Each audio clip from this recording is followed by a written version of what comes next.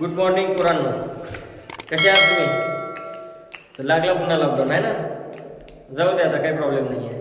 आपण आता तुम्ही घरी बसल्या शिका, मी इथून तुम्हाला शिकवत आहे. आजचा आपला जे टॉपिक आहे ना, ते 12वीचा टॉपिक आहे. त्याला काय म्हणतो आपण? सोल्यूशन. तो सोल्यूशन म्हणजे क्या, सोल्यूशन मीन्स क्या, इसके बारे में हम लोग को आज इस टॉपिक में डिस्कस करना है. ऐसा नहीं है कि ये सोल्यूशन हमारे टॉपिक हमारे डे टू डे लाइफ से जुड़ा हुआ नहीं है. हमारे लाइफ से ये जुड़ा हुआ है सोल्यूशन चैप्टर. कैसे जुड़ा हुआ है? आप लोग पानी पीते हो तो पानी जो है वो कौन सा है? डिस्टिल वाटर है या मिनरल वाटर है? तो डिस्टिल वाटर नहीं है, वो कौन है? मिनरल वाटर है. ठीक है, तो मिनरल वाटर भी कौन है बेटा? एक सोल्यूशन है, क्योंकि उसके अंदर कौन है? मिनरल्स है.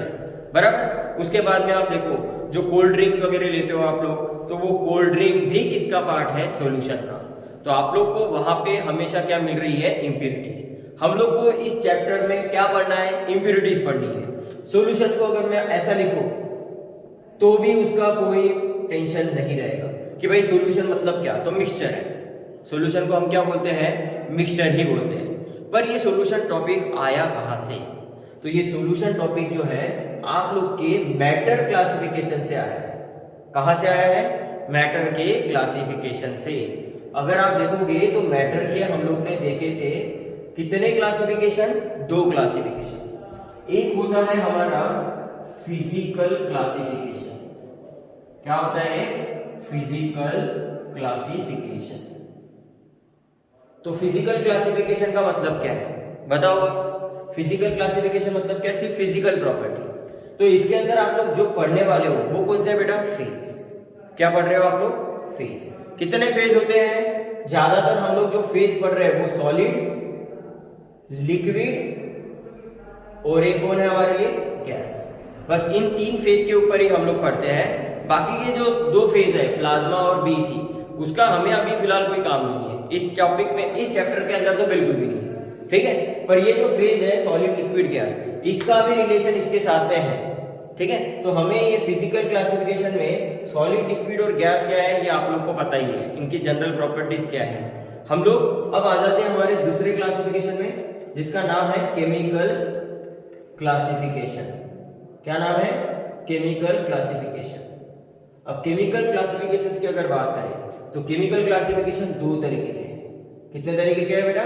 2 तरीके के. एक होता है प्योर सब्सटेंस, एक क्या होता है? Pure substance. पहला क्या है हमारा? प्योर सब्सटेंस है. क्या होता है प्योर सब्सटेंस?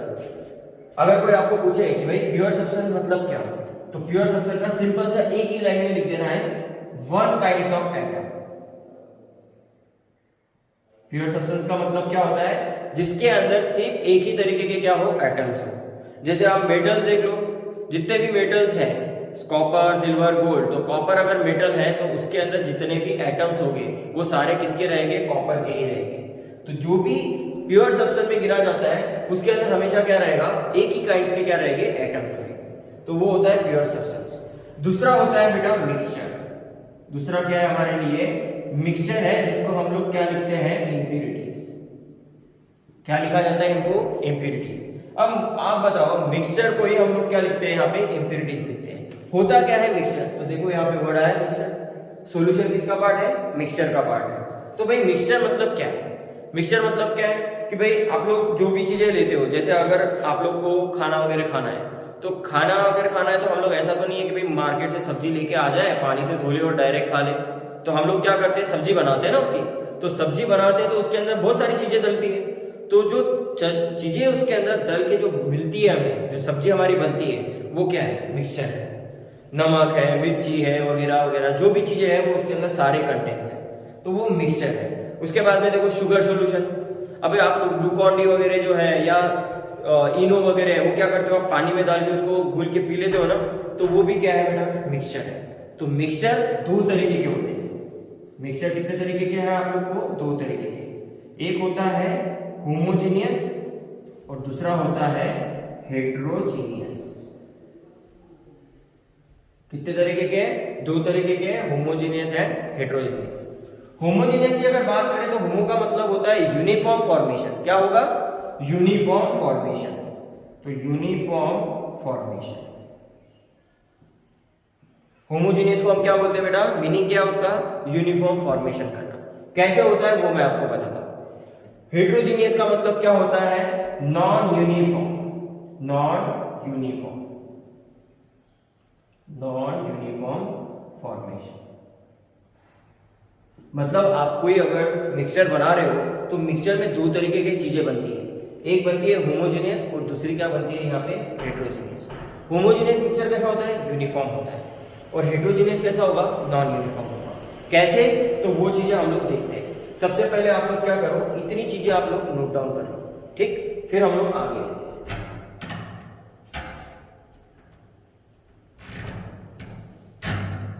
ठीक, अब हम लोग आ जाते हैं हमारे नेक्स्ट वाले पार्ट में। तो मैंने आप लोग को क्या बताया यहाँ पे कि भाई केमिकल क्लासिफिकेशन में आप लोग ने देखा मिक्सचर जिसमें होमोजेनियस और हेट्रोजेनियस है। अब हम लोग उसको देखते हैं कि भाई किस तरीके से है। तो यहाँ पे आ जाओ। सबसे पहले बात करते हैं मिक्सचर के अंदर कितने पार्ट बताए थे बेटा मैंने? 2 पार्ट। कौन से 2 पार्ट थे बेटा? होमोजेनियस, होमोजेनियस, और तीसरा कौन है हमारे लिए? दूसरा कौन है हमारे लिए? हेट्रोजीनियस। ठीक है, तो होमोजेनियस और हेट्रोजीनियस ये मिक्सचर के पार्ट है। और यहाँ पे मैंने आप लोग को लिखाया था कि ये क्या होता है? यूनिफॉर्म होता है, और ये क्या होता है? नॉन यूनिफॉर्म होता है। ठीक है, तो भाई होमोजेनियस सॉल्यूशन कैसे बनता है? एग्जांपल देखते हैं। जैसे मैं यहाँ पे ले लेता हूँ वाटर प्लस शुगर, या फिर वाटर ले लेता हूं और यहां पे ले लेता हूं सॉल्ट। तो आप यहां पे अगर देखोगे तो ये जो आप लोग को मिक्स करके मिल रहा है वाटर प्लस शुगर और वाटर प्लस सॉल्ट, तो ये वाटर प्लस शुगर और वाटर प्लस सॉल्ट जो है ये आप लोग का क्या बना रहा है? मिक्सचर बना रहा है। और कौन से टाइप का बेटा? Homogeneous mixture. कौन से टाइप का? होमोजेनियस। जैसे मैंने मान के चलो एक ग्लास में क्या किया? पानी भरा, और पानी के अंदर मैंने क्या कर दिया? शुगर डाल दिया। तो शुगर क्या होगा? कुछ देर के बाद में पानी में घुल जाएगा। तो घुलने के बाद में अगर मैं पानी को देखूं तो मुझे पानी दोबारा ट्रांसपेरेंट दिख रहा है। तो ट्रांसपेरेंट दिख रहा है, इसका मतलब वो कैसा होगा? यूनिफॉर्म होगा। ट्रांसपेरेंट का मतलब क्या है? Uniform formation. उसी को हम क्या बोलते हैं बेटा? Homogeneous mixture. तो सॉल्यूशन जो आप लोग देख रहे हो ये सॉल्यूशन आप लोग का कैसा होना चाहिए? होमोजेनियस होना चाहिए। दूसरा आप देखो, हम लोग क्या करते हैं, जो एक्वेटिक लाइफ होती है ना, एक्वेटिक एनिमल्स वगैरह, वो कहाँ होती है बेटा? पानी के अंदर, समुद्र के अंदर। तो वो सर्वाइव कैसे करती है? तो उनके अंदर होता है बेटा डिसॉल्व ऑक्सीजन। पानी जो है समुद्र में, वो उसमें क्या होता है? डिसॉल्व ऑक्सीजन होते हैं। तो जो डिसॉल्व ऑक्सीजन है पानी के अंदर, उसको हम क्या बोलते हैं? Homogeneous mixture. मुझे आप बताओ, पानी के अंदर डिसॉल्व ऑक्सीजन, ये आप बता सकते हो क्या कहाँ है? नहीं बता सकते हो ना। तो ये हमें चीजें दिखाई नहीं देती है, और जो चीजें दिखाई नहीं देती उसी को हम क्या बोलते हैं? Uniform formation. तो शुगर और सॉल्ट का जो फॉर्मेशन हो रहा है यहाँ पे पानी के साथ में, वो कैसा हो रहा है बेटा? यूनिफॉर्म हो रहा है। और ऐसे तरीके का जो सॉल्यूशन बनता है ना, इसको हम क्या बोलते हैं बेटा? True solution. इसी को हम क्या बोलते हैं? True solution. तो आप लोग जब सॉल्यूशन चैप्टर पढ़ रहे हो तो इस सॉल्यूशन चैप्टर में ये इस तरीके का जो फॉर्मेशन है आप लोग को, वो कौन सा मिलेगा? ट्रू सॉल्यूशन का मिलेगा। कौन सा मिलेगा आप लोग को? True solution. तो ये हो गया आप लोग का होमोजेनियस। हेट्रोजीनियस मतलब क्या है? Non uniform. इसके उल्टा कर देना है। इसके क्या कर देना है? उल्टा। जो मीनिंग इसके अंदर ट्रांसपेरेंट का था उसके यहाँ पे क्या हो जाएगा? Non transparent. तो नॉन ट्रांसपेरेंट के लिए मैं अगर बात करूँ तो सिंपल ले लो, कैल्शियम कार्बोनेट। चूना है ना कैल्शियम कार्बोनेट, और इसको मैंने पानी में डाल दिया। अब ये पानी में डालने के बाद में यहाँ पे क्या था? पहले पानी ट्रांसपेरेंट था और चूना जो था वो सॉलिड में था। जैसे ही मैं इसके अंदर डाल दिया तो चूना उसके अंदर पूरा घुल गया। घुलने के बाद में पानी का कलर तो चेंज हो गया ना बेटा। तो आप कलर का इंडिकेशन तो दे सकते हो ना, क्योंकि आपको वो दिखाई दे रहा है।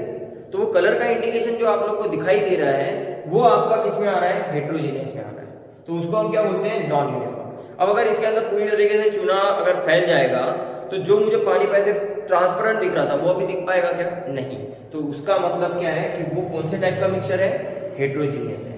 तो होमोजीनियस और हेट्रोजीनियस जो है ये दो तरीके के क्या होते हैं? मिक्सचर है, जो आप लोग को इसमें भी पढ़ने के लिए मिलेगा। पर ज्यादातर हम लोग इसके अंदर कौन सी चीजें पढ़ रहे हैं? ट्रू सॉल्यूशंस के ऊपर बात कर रहे हैं। ज्यादातर कौन सी सॉल्यूशन? ट्रू सॉल्यूशन के अंदर इस चैप्टर में हम लोग कौन से सॉल्यूशन की बात करेंगे बेटा? होमोजेनियस, पर कौन से टाइप का? ट्रू सॉल्यूशन टाइप का। तो इसके ऊपर हम लोग अभी क्या करने वाले हैं? डिस्कस करने वाले हैं। ठीक है, तो चलो आगे बढ़ जाते हैं और हमारे टॉपिक पे आ जाते हैं।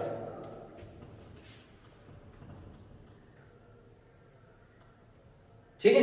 अब देखो सॉल्यूशंस के अंदर हमें पहला पार्ट क्या पढ़ना है, तो सॉल्यूशन मतलब किससे बनता है। तो सॉल्यूशन जो है वो किससे मिलके बन रहा है बेटा, सॉल्यूशन सोल्यूट और सॉल्वेंट। किसको मिलके बन रहा है सॉल्यूशन, सोल्यूट एंड सॉल्वेंट। अब यहां पे सोल्यूट मतलब क्या, यहां पे सोल्यूट का मतलब क्या होता है, which present in ledger amount, which present in ledger amount मतलब क्या है, कम अमाउंट में जो मौजूद होता है सॉल्यूशन के अंदर वो होता है सोल्यूट, उसको हम क्या बोलते हैं सोल्यूट। और दूसरा क्या होता है बेटा, सॉल्वेंट, दूसरे को हम क्या बोलते हैं सॉल्वेंट। सोल्यूट समझ में आया, सोल्यूट मतलब क्या है बेटा, मिनिमम क्वांटिटी। जैसे नमक को मैंने पानी में डाला तो नमक थोड़ा सा ही डालूंगा ना मैं, तो थोड़ा सा नमक जो डाल रहा हूं उसकी क्वांटिटी कैसी कम है, तो उसी को हम क्या बोलते हैं सोल्यूट। तो सोल्यूट मतलब क्या है, minimum amount present in a solvent, minimum amount present in a solution, solvent नहीं सोल्यूशन के अंदर। तो सॉल्यूशन के अंदर जो मिनिमम अमाउंट मौजूद होता है उसको हम बोलते हैं सोल्यूट। सॉल्वेंट मतलब क्या है, which present in maximum amount, which present in maximum amount. अब सॉल्यूशन के अंदर जो मैक्सिमम क्वांटिटी मौजूद है ना वो कौन है, सॉल्वेंट है, और जो मिनिमम क्वांटिटी होती है वो कौन होती है, सोल्यूट। तो आप सोल्यूट के नीचे चाहो तो लिख सकते हो मिनिमम अमाउंट, मिनिमम अमाउंट जो होगा वो होगा सोल्यूट, और मैक्सिमम अमाउंट जो होगा वो क्या होगा आपके लिए, सॉल्वेंट। ठीक है, और मिनिमम और मैक्सिमम को मिलके हमें क्या कर देना है, इन दोनों को ऐसे मिलाना है ताकि उनका सॉल्यूशन जो बने वो 100% बने, वो उनका रेशियो कैसा हो, 100% का बने, 1:1 का रेशियो हो पूरी तरीके से। अगर आप इसके अंदर 50% ये डालोगे और 50% ये डालोगे, ठीक है, कैसे कि मान के चलो मैंने यहाँ पे सोल्यूट जो है और सॉल्वेंट जो है मैं इसको 100% करना है, तो 100% करने के कई तरीके के हैं। आप लोग इसको 20 ले सकते हो, इसको 80 ले सकते हो, इसको 50 लोगे, इसको 50 लोगे, बराबर है। तो ये क्या हो रहा है, हमारा 100% का सॉल्यूशन फॉर्म हो रहा है, रेशियो कैसा होगा 1:1 का। तो यहाँ पे जो सोल्यूट प्लस सॉल्वेंट से आप लोग को जो सॉल्यूशन मिल रहा है वो कैसा होना चाहिए, हमेशा ट्रू फॉर्म में होना चाहिए। कैसा होना चाहिए, ट्रू सॉल्यूशन होना चाहिए, ठीक है ना। तो वही हमारे लिए इंडिकेशंस है। तो अमाउंट कैसा होना चाहिए, 100% होना चाहिए, दोनों का इन्वॉल्वमेंट मिला के कितना हो, 100%। तो यहाँ पे अगर मैं बोलूं कि चलो भाई मैंने सॉल्यूशन बनाया और सॉल्यूशन के अंदर मैं क्या कर रहा हूँ, बनाने के लिए 50% सोल्यूट और 50% सॉल्वेंट का इस्तेमाल कर रहा हूँ, ठीक है, और इनको मिलकर मैं क्या बना रहा हूँ, सॉल्यूशन बना रहा हूँ। तो क्या आप आइडेंटिफाई कर पाओगे क्या कि इसके अंदर सोल्यूट कितना था और सॉल्वेंट कितना था। मैं किसी अननोन पर्सन को जाके दे दूं, सिर्फ मुझे पता है कि इसके अंदर 50% सोल्यूट है और 50% सॉल्वेंट है, पर मैं आपको बताऊंगा नहीं, मैं आपको दे दूंगा भाई ये ग्लास है और इसके अंदर सॉल्यूशन भरा हुआ है, और ये सॉल्यूशन के अंदर आपको बताना है कितना सोल्यूट है और कितना सॉल्वेंट है। इंडिकेट कर पाओगे क्या, नहीं, क्योंकि सॉल्यूशन कैसा बन चुका है बेटा, ट्रांसपेरेंट हो चुका है, यूनिफॉर्म बन चुका है, तो आप उसमें आइडेंटिफाई नहीं कर सकते हो कि कितना उसके अंदर सोल्यूट रहेगा। ठीक है, तरीके भले हो सकते हैं, ऐसा नहीं है कि इम्पॉसिबल नहीं, पॉसिबल नहीं है, हो सकता है, ठीक है, पर अगर ऐसे ही डायरेक्टली आपको हाथ में दे दो और बोल दे कि भाई बता दो, तो समझ थोड़ी पाओगे आप लोग कि भाई इसके अंदर कितना मौजूद है। तो यहाँ पे जो रेशियो होना चाहिए वो कैसा होना चाहिए, 1:1 का होना चाहिए, 100% फॉर्मेशन होना चाहिए सॉल्यूशन का, ठीक है। तो इसी को हम क्या बोलते हैं बेटा, सॉल्यूशन। तो क्या बताया मैंने, सॉल्यूशन किससे मिलके बनता है, सोल्यूट और सॉल्वेंट। सोल्यूट जो सॉल्यूशन में क्या हो, मिनिमम अमाउंट हो, उसको हम बोलते हैं सोल्यूट, और जो मैक्सिमम अमाउंट होता है उसको हम क्या बोलते हैं बेटा, सॉल्वेंट, उसको हम क्या बोलेंगे, सॉल्वेंट। तो आप यहाँ पे आप देखो, यहाँ पे सोल्यूट लिखता हूं मैं और यहाँ पे मैं सॉल्वेंट लिखता हूं, ठीक है, सोल्यूट इधर और सॉल्वेंट इस साइड में, और इसको मिलके जो बना रहा है वो क्या बन रहा है, हमारा सॉल्यूशन बन रहा है, बराबर है। अब यहाँ पे क्या होगा कि मान के चलो मैं सोल्यूट जो है वो क्या कर रहा हूँ, अलग अलग ले रहा हूँ, सोल्यूट क्या ले रहा हूं मैं, अलग अलग ले रहा हूं। जैसे यहाँ पे सॉलिड, लिक्विड और गैस, सॉलिड, लिक्विड और गैस, सॉलिड, लिक्विड और गैस। मैंने 3 पार्ट किए, पहला पार्ट, दूसरा पार्ट, तीसरा पार्ट। क्यों, क्योंकि 3 फेज है ना बेटा, सॉलिड, लिक्विड, गैस। इसमें मैं सोल्यूट वेरी कर रहा हूं, यहाँ पे मैं सॉल्वेंट क्या करूंगा, फिक्स रखूंगा। तो इसके लिए जो सॉल्वेंट है वो मेरे लिए पूरा क्या रहेगा, सॉलिड। इसके लिए पूरा मेरा सॉल्वेंट कौन है, वो सॉलिड है। इसके लिए मेरा पूरा सॉल्वेंट कौन है, लिक्विड है। और इसके लिए मेरा पूरा सॉल्वेंट कौन है, गैस है। तो मैं क्या कर रहा हूँ, सॉलिड को सॉलिड के साथ में मिक्स कर रहा हूँ, लिक्विड को सॉलिड के साथ में मिक्स कर रहा हूँ, गैस को सॉलिड के साथ में मिक्स कर रहा हूँ, फिर सॉलिड को लिक्विड में, liquid in liquid, gas in liquid. मतलब क्या कर रहा हूँ, ये वैरी कर रहा हूँ, पर हर एक चीज जो है वो सेम चीज में जा रही है। सॉलिड किसके अंदर डिजॉल्व होगा, सॉलिड में। उसी तरीके से यहाँ पे सॉलिड किसमें डिजॉल्व होगा, लिक्विड में। इसी तरीके से सॉलिड यहाँ पे किसमें डिजॉल्व होगा, गैस में। मतलब क्या है कि सॉलिड आप लोग का वेरी होना चाहिए, पर उसके अंदर हर एक जो फेज है वो आप लोग को दिखाई देना चाहिए। तो आप देखो यहाँ पे भी 3 फेज है और यहाँ पर भी आप लोग को 3 अलग अलग फेज मिलेंगे, अलग अलग पार्ट में। तो हम लोग क्या कर सकते हैं, इस तरीके के सॉल्यूशन बना सकते हैं, ठीक है ना। तो जैसे मैं आपको बोल दूं कि भाई नमक और वाटर ये कौन से टाइप का सॉल्यूशन है। नमक किस में होता है बेटा, सॉलिड में, और पानी किस में है, लिक्विड में। तो देखो आप, नमक सॉलिड में है, पानी लिक्विड में है। नमक मैं कम क्वांटिटी में लूंगा ना तो वो मेरा लिए सोल्यूट रहेगा। जो मैक्सिमम क्वांटिटी में ले रहा हूँ वो कौन है, मेरा सॉल्वेंट, तो वो किस में रहेगा, लिक्विड में। तो यहाँ पे इसका एग्जाम्पल कौन हो गया, शुगर प्लस वाटर। इसके लिए शुगर और वाटर जो है वो इसका एग्जाम्पल हो गया एक तरीके का, सॉलिड इन लिक्विड के लिए। ऐसा आप लिक्विड इन लिक्विड बना सकते हो, जैसे कोल्ड ड्रिंक्स होती है ना, रसना वगैरह बनाते हो तो वो लिक्विड इन लिक्विड के लिए, ठीक। यहाँ पे अगर बात करोगे तो हम लोग क्या कर रहे हैं, इसको इस तरीके से क्या करते हैं, सेपरेट आउट करते हैं, क्लासिफाइड करते हैं, ठीक है। आप लोग को जनरल एग्जाम्पल बहुत सारी चीजें होती है, हमारे लिए ये इतना ज्यादा इंपॉर्टेंट नहीं है, ठीक है। हमें सिर्फ पता होना चाहिए कि भाई सोल्यूशन बनाया कैसे जा सकता है। तो यहाँ पे सोल्यूट जो होगा वो वेरी करेगा हर एक में, पर सॉल्वेंट हमेशा क्या रहेगा, फिक्स रहेगा। आप लोग क्या कर रहे हो, एक एक चीज इसके अंदर डाल के क्या कर रहे हो, नया चीज बना रहे हो। तो वो जो भी नया चीज बनेगा वो आप लोग का क्या होना चाहिए, सोल्यूशन होना चाहिए। तो इस तरीके के आप लोग क्या कर सकते हो, सॉल्यूशन फॉर्मेशन कर सकते हो। तो आप क्या करो, इतना चीज लिख लो, उसके बाद में फिर हम लोग अपने नेक्स्ट टॉपिक पे आते हैं, ठीक।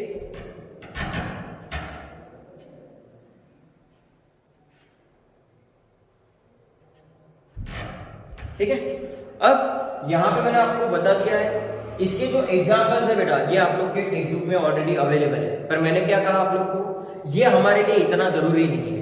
हमारे टॉपिक में क्या क्या चीजें हमें जरूरी है, जिसे हमें ध्यान में रखना बहुत इंपॉर्टेंट है, जो हमारे एग्जाम पॉइंट ऑफ व्यू, उसी को हम लोग थोड़ा ज्यादा फोकस करेंगे, ठीक है। इसके एग्जाम्पल आप लोग को टेक्स्ट बुक में मिल जाएंगे, और अगर आप लोग को कुछ डिफिकल्टी लगती है तो आप लोग क्या करो, मैसेज छोड़ दो, तो हमें पता चल जाएगा, फिर मैं दूसरे दिन वही क्लास में आप लोग को क्लियर करवा दूंगा, ठीक। आप लोग को डाउट हमेशा पूछते रहना है, ये चीज आप लोग को ध्यान में रखनी है। अब आ जाते हैं हमारे पार्ट के ऊपर नेक्स्ट।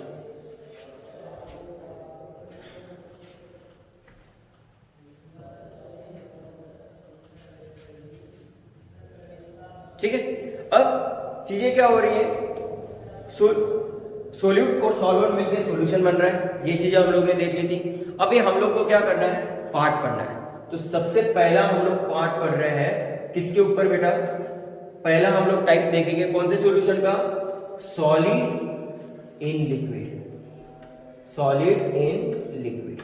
तो सबसे पहले हम लोग इसके ऊपर इंपॉर्टेंट बात करने वाले हैं, सॉलिड इन लिक्विड के ऊपर। तो सॉलिड इन लिक्विड मतलब क्या है, तो सिंपल सा पहले एग्जांपल बता देता हूं, फिर बाद में इसके ऊपर डिस्कशन करते हैं। सॉलिड इन लिक्विड, तो शुगर सॉल्यूशन, सॉल्ट सॉल्यूशन, ठीक है। ये जो एग्जांपल्स है, जो कॉमन एग्जांपल्स है आज के, वो किसका पार्ट है बेटा, सॉलिड इन लिक्विड का पार्ट है। किसका पार्ट है बेटा, ये सॉलिड इन लिक्विड का, शुगर सॉल्यूशन, सॉल्ट सॉल्यूशन। तो भाई सॉलिड इन लिक्विड मतलब क्या है, ठीक है। तो यहाँ पे हम लोग क्या करते हैं, डेफिनेशन लिखते हैं किसके बारे में बेटा, सोलिबिलिटी। इसको हम क्या बोलते हैं, सोलिबिलिटी। अब सोलिबिलिटी क्यों मैं बता रहा हूं, क्योंकि जब सॉलिड पानी के अंदर जाके घुलेगा तो क्या बनेगा, सोलिबिलिटी। उसका मीनिंग क्या होगा, सोलिबिलिटी। सॉलिड इन लिक्विड मतलब वहां पे क्या बन रहा है, वो सोलिबिलिटी शो कर रहा है। तो सोलिबिलिटी मतलब क्या, तो maximum amount of solute present in 100 gram of solvent, 100 gram of solvent at particular temperature and pressure called solubility. Solubility का मतलब क्या होता है बेटा? Maximum amount of solute dissolve present in 100 gram of solvent. Solubility मतलब क्या है? Maximum amount of solute present in 100 gram of solvent eight particular temperature and pressure is called solubility. मतलब क्या है कि एक ग्लास लिया, उस ग्लास के अंदर मैंने क्या किया हुआ है, यहाँ पे ये पानी भरा हुआ है पूरा, ठीक, और इसके अंदर मैं क्या कर रहा हूँ, शुगर डाल रहा हूँ, ठीक है, या फिर NaCl पकड़ लो। NaCl कौन है बेटा? ये हमारे लिए सॉल्ट है।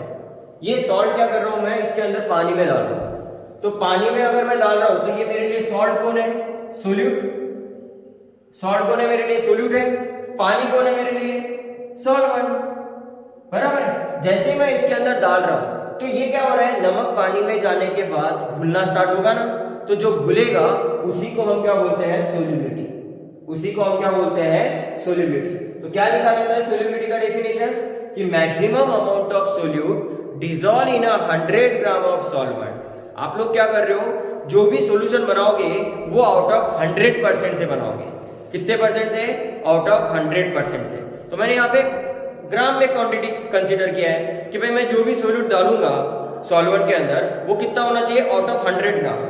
तो मैं यहाँ पे क्या लिख रहा हूँ? Maximum amount of solute present in 100 gram of solvent eight particular temperature and pressure is called solubility. Solubility का डेफिनेशन ध्यान में रखना बहुत ज्यादा जरूरी है। एग्जाम के पॉइंट ऑफ व्यू हमें ये पूछा जाता है कि भाई सोल्यूबिलिटी मतलब क्या। तो ये जो सोल्यूबिलिटी है इसी को हम लोग लिखते हैं बेटा यहाँ पे कॉन्सेंट्रेशन। इसी को हम क्या बोलते हैं? Concentration solution. कॉन्सेंट्रेशन सॉल्यूशन क्या होता है? देखो N/V ऐसा लिखते हैं ना हम लोग, ये होता है मोल और ये क्या होगा हमारे लिए? वॉल्यूम। और इसको बराबर हम लोग लिखते हैं C मतलब कॉन्सेंट्रेशन। C मतलब कॉन्सेंट्रेशन और उसका फॉर्मूला क्या बनता है? N/V। तो N मतलब क्या है कि कितना आप सोल्यूट डाल रहे हो। तो जैसे यहाँ पे नमक है ना, तो नमक सोल्यूट है, तो आप लोग ने मान के चलो 100 ग्राम में से 2 ग्राम आप लोग ने क्या कर दिया? सोल्यूट डाल दिया। तो ये 2 ग्राम किसके अंदर जा रहा है? 98 ग्राम ऑफ वाटर के अंदर। 2 ग्राम जो जा रहा है वो किसके अंदर जा रहा है? 98 ग्राम ऑफ वाटर के अंदर। तो दोनों को मिला के कितना बन जाएगा? ये 100 ग्राम। बराबर है। तो यहाँ पे ये जो है हमारा 2 ग्राम, ये हमारा कौन है? मोल। और आप लोग को पता है मोल मतलब क्या होता है? गिवन मास अपॉन मोलर मास। तो गिवन मास मैंने कितना लिया हुआ है? सोडियम का 2 ग्राम। और मॉलिक्यूलर मास सोडियम क्लोराइड का कितना होता है बेटा? 58.5। कितना होता है? 58.5। तो अगर मैं यहाँ पे बात करूं तो ये N मतलब कितना होता है हमारे पास? Given mass upon molar mass, ठीक। और यहाँ पे V मतलब क्या है? वॉल्यूम। तो आप कितने वॉल्यूम के अंदर ले रहे हो? 1 लीटर ऑफ सॉल्यूशन के अंदर, ठीक है। किसके अंदर ले रहे हो आप? 1 लीटर ऑफ सॉल्यूशन के अंदर। तो यहाँ पे सोल्यूबिलिटी को हम लोग कॉन्सेंट्रेशन टर्म के इसमें भी लिख सकते हैं। ये चीज आप लोग को सिर्फ ध्यान में रखनी है कि भाई सोल्यूबिलिटी का जो डेफिनेशन है कुछ इस तरीके से है, ठीक है। और उसका जो फॉर्मूला होता है वो हम लोग इस तरीके से लिखते हैं N/V। N मतलब क्या है? मोल, ठीक है। मोल किसके? सोल्यूट के। किसके अंदर जा रहा है वो? सॉल्वेंट के अंदर। और क्या बना रहा है? हमें सोल्यूशन बना रहा है, ठीक। न्यूमेरिकल पार्ट जो है वो मैं आपको पूरा डिटेल में समझाऊंगा। पहले सिर्फ आप चीजें क्या करो, इतनी चीजें याद रखो कि इन्हीं सोल्यूबिलिटी को हम लोग कॉन्सेंट्रेटेड सॉल्यूशन के टर्म में भी लिखते हैं, जिसका फॉर्मूला क्या होता है? कॉन्सेंट्रेशन बराबर C और equal to N/V। Equal to क्या होगा हमारे लिए? N/V। तो ये जो है ये हमारा सोल्यूबिलिटी का डेफिनेशन है, ठीक। इतना आप लिख लो, उसके बाद में हम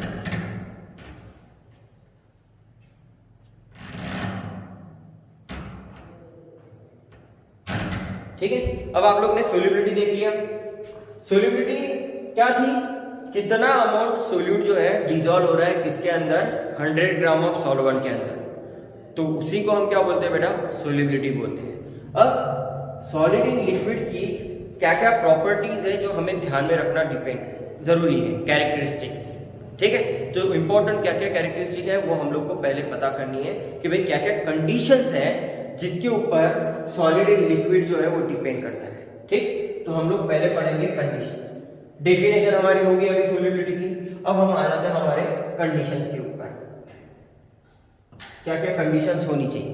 तो सबसे पहले बात करते हैं कंडीशंस के अंदर। पहला होता है nature of solute and solvent. Solute और सॉल्वेंट का नेचर कैसा होना चाहिए भाई, बराबर है ना यार। अगर कोई चीज आप पानी में डाल रहे हो तो वो पानी उसको एक्सेप्ट करता है या नहीं, वो चीज तो देखनी पड़ेगी ना।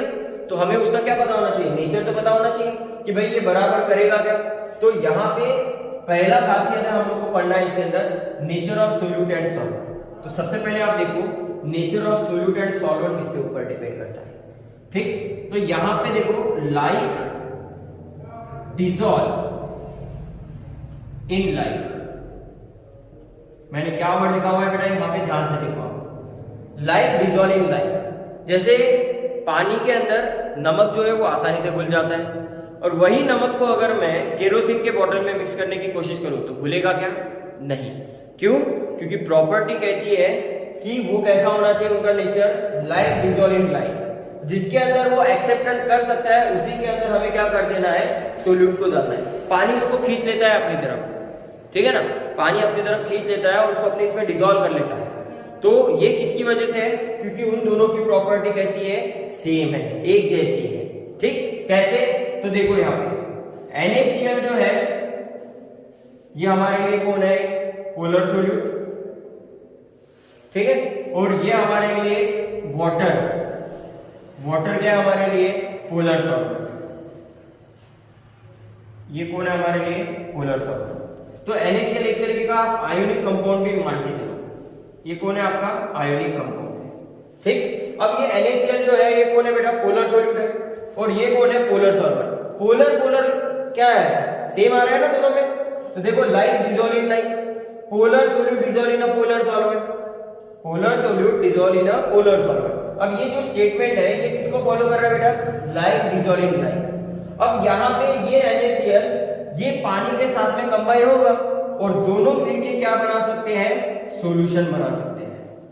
दोनों मिलके क्या कर सकते हैं, सॉल्यूशन बना सकते हैं, क्योंकि ये किसके प्रॉपर्टी को फॉलो कर रहा है, लाइक डिसॉल्व इन लाइक, ठीक। तो ये चीजें हमारे किसके लिए है, पहला है nature of solute and solvent. तो ये आपका एग्जांपल हो गया। अब हम लोग इसको देखते हैं किस तरीके से भी, ऐसी क्या खासियत है कि जो पानी के अंदर नमक आसानी से घुल जाता है। तो नमक जो है बेटा वो एक कौन है, आयनिक कंपाउंड है, और आयनिक कंपाउंड में क्या होता है, strong inter ionic force of attraction होता है। क्या होता है, strong inter ionic force of attraction. और पानी में क्या खासियत है, पानी का होता है डाइलेक्ट्रिक कांस्टेंट। पानी का क्या होता है, डाइलेक्ट्रिक कांस्टेंट होता है। तो यहाँ पे क्या होगा कि मैं यहाँ पे NaCl लिखता हूं, तो NaCl कौन है, इनके अंदर होता है स्ट्रॉन्ग इंटर आयोनिक फोर्स। इस NaCl के अंदर क्या होता है, स्ट्रॉन्ग इंटर आयोनिक फोर्स होता है, किसके बीच में बेटा, बिटवीन Na+ एंड Cl-। किनके बीच में होता है strong inter ionic force of attraction, Na+ और Cl- के बीच में क्या होता है, इंटरेक्शन होता है। और यहां पे अगर मैं बात करूं वाटर की, तो वाटर में क्या होता है, डाइलेक्ट्रिक कांस्टेंट होता है।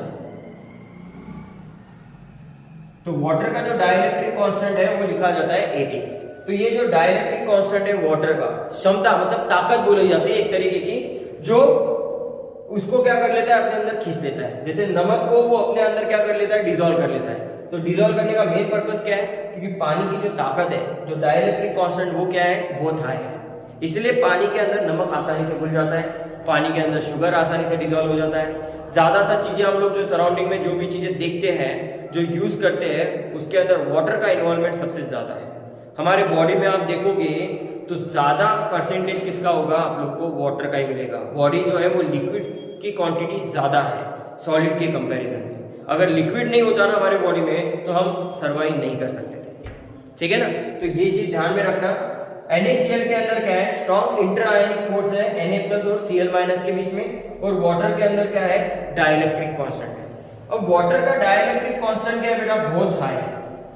तो डाइलेक्ट्रिक कांस्टेंट वाटर का हाई होने की वजह से इनका जो स्ट्रॉन्ग इंटर आयोनिक फोर्स होता है ये क्या हो जाता है, टूट जाता है। ये पानी के अंदर जाते ही क्या हो जाएगा, इसका स्ट्रॉन्ग इंटर आयोनिक फोर्स बिखर जाएगा, टूट जाएगा। और टूटने के बाद में आप लोग को अगर देखोगे, जैसे मैं इसको तोड़ता हूं ठीक है। NaCl को पानी के अंदर डाल के जब मैं जैसे तोड़ता हूं इसको, तो यहाँ पे ये कन्वर्ट हो जाता है किसके अंदर, Na+ और Cl- में, और यहाँ पे क्या लिखा जाता है, एक्वा, और ये भी एक्वा। ये एक्वियस स्टेट और ये भी एक्वियस स्टेट। क्यों, पानी क्यों उसको तोड़ सकता है, क्योंकि पानी का डाइलेक्ट्रिक कांस्टेंट बहुत ज्यादा है, तो वो आसानी से इनके बीच में का आयनिक फोर्स को ब्रेक कर देगा और कन्वर्ट कर देगा Na+ और Cl- में। अब क्या हो रहा है कि जो सोडियम है ये किसमें, एक्वियस स्टेट में, ये भी किसमें, एक्वियस स्टेट में। एक्वियस का मतलब क्या हो रहा है कि भाई Na+ के अराउंडिंग में क्या है, पानी के वाटर मॉलिक्यूल्स है, वाटर मॉलिक्यूल उसके अराउंड में क्या है, लगे हुए। Cl- के भी अराउंड में कौन है, वाटर मॉलिक्यूल क्या है, एक्यूमुलेट है। ठीक है, तो यहाँ पे बोला जाता है कि पानी का जो डाइलेक्ट्रिक कांस्टेंट वो हाई होने की वजह से वो आसानी से क्या करता है, नमक को ब्रेक कर सकता है। ऑल टाइप ऑफ सॉल्ट, ठीक है ना, वो क्या कर सकता है, आसानी से ब्रेक कर देगा और कन्वर्ट कर देगा किसमें बेटा, Na+ और Cl- में। जितने भी होंगे AgCl, ये भी कौन है, एक आयनिक कंपाउंड है। ठीक है, सिर्फ ये है कि उनका अलग होगा नेचर, इसका अलग रहेगा। ठीक, तो ये जो है ये स्ट्रॉन्ग इंटर आयनिक फोर्स के ऊपर डिपेंड करता है। और दूसरा कौन है हमारा, डाइलेक्ट्रिक कांस्टेंट। ठीक, ये ज्यादा है, इसी की वजह से ये आसानी से उसमें घुल जा रहा है। ठीक, अब ये चीज हो जाने के बाद यहां पे लिखा जाता है भाई कि inter ionic force, inter ionic force जो रहेगा वो क्या रहेगा बेटा, डायरेक्टली रिलेटेड रहेगा किसके साथ में, डाइलेक्ट्रिक कांस्टेंट के साथ में। ठीक है, डाइलेक्ट्रिक कांस्टेंट के साथ में रिलेट करेगा, तो उससे क्या हो जाएगा, जैसे ये पानी में जाएगा तुरंत क्या हो जाएगा, टूट जाएगा। ठीक है, इसीलिए यहाँ पे लाइक डिसॉल्विंग लाइक की प्रॉपर्टी बताई है, ताकि NaCl एक पोलर सॉल्वेंट है, सॉरी पोलर सोल्यूट है NaCl, और ये कौन है, पोलर सॉल्वेंट है। तो नमक पानी में आसानी से गिर जाता है, घुल जाता है, और उसके मेन रीजन कौन है, पानी की ताकत। इसको आप लोग अदर मीनिंग क्या लिख सकते हो, पानी की ताकत को हम लोग लिखते हैं हाइड्रेशन एनर्जी। पानी की ताकत को हम क्या लिखते हैं बेटा, हाइड्रेशन एनर्जी। तो पानी की जो हाइड्रेशन एनर्जी है वो NaCl से क्या है, ज्यादा है, इसलिए वो आसानी से क्या हो जाता है, इसके अंदर बिखर जाता है। ठीक, periodic table point of view इसको हम बोलते हैं हाइड्रेशन एनर्जी, और पीरियोडिक पॉइंट ऑफ व्यू इसको हम बोलते हैं बेटा लैटिस एनर्जी। क्या लिखते हैं इसको हम लोग, लैटिस एनर्जी, लैटिस एनर्जी। और लैटिस एनर्जी का मीनिंग क्या है, जो क्या कर देते हैं, कंस्टिट्यूएंट आयन को कंपाउंड में कन्वर्ट करते हैं NaCl में। तो लैटिस एनर्जी मतलब क्या है, कंपाउंड बनाना। जैसे ये NaCl बना है ना, तो ये NaCl किसकी वजह से बन रहा है, ताकि दो Na+ और Cl- आपस में जुड़ेंगे तब क्या बनेगा, ये NaCl बनेगा। तो NaCl बनने के लिए जो एनर्जी का पैरामीटर चल रहा है वो कौन है, लैटिस एनर्जी। ठीक, और यहाँ पे ये कौन है, हाइड्रेशन एनर्जी, मतलब पानी जो है उसकी हाइड्रेशन एनर्जी यहाँ पे क्या है, ज्यादा है, इसलिए ये क्या कर रहा है, NaCl उसके अंदर डिसॉल्व कर दे रहा है। तो हम लोग यहाँ पे क्या बोल सकते हैं, और एक चीज, लाइक डिसॉल्विंग लाइक तो है ही, ठीक है, ये भी पोलर है और ये भी पोलर है, पर इसके अलावा एक और खासियत है जो हम लोग यहाँ पे लिखते हैं, वो कौन है बेटा, जानते हो, वो यहाँ पे लिखा जाता है कि भाई हाइड्रेशन एनर्जी जो होगी वो लैटिस एनर्जी से ज्यादा होगी है।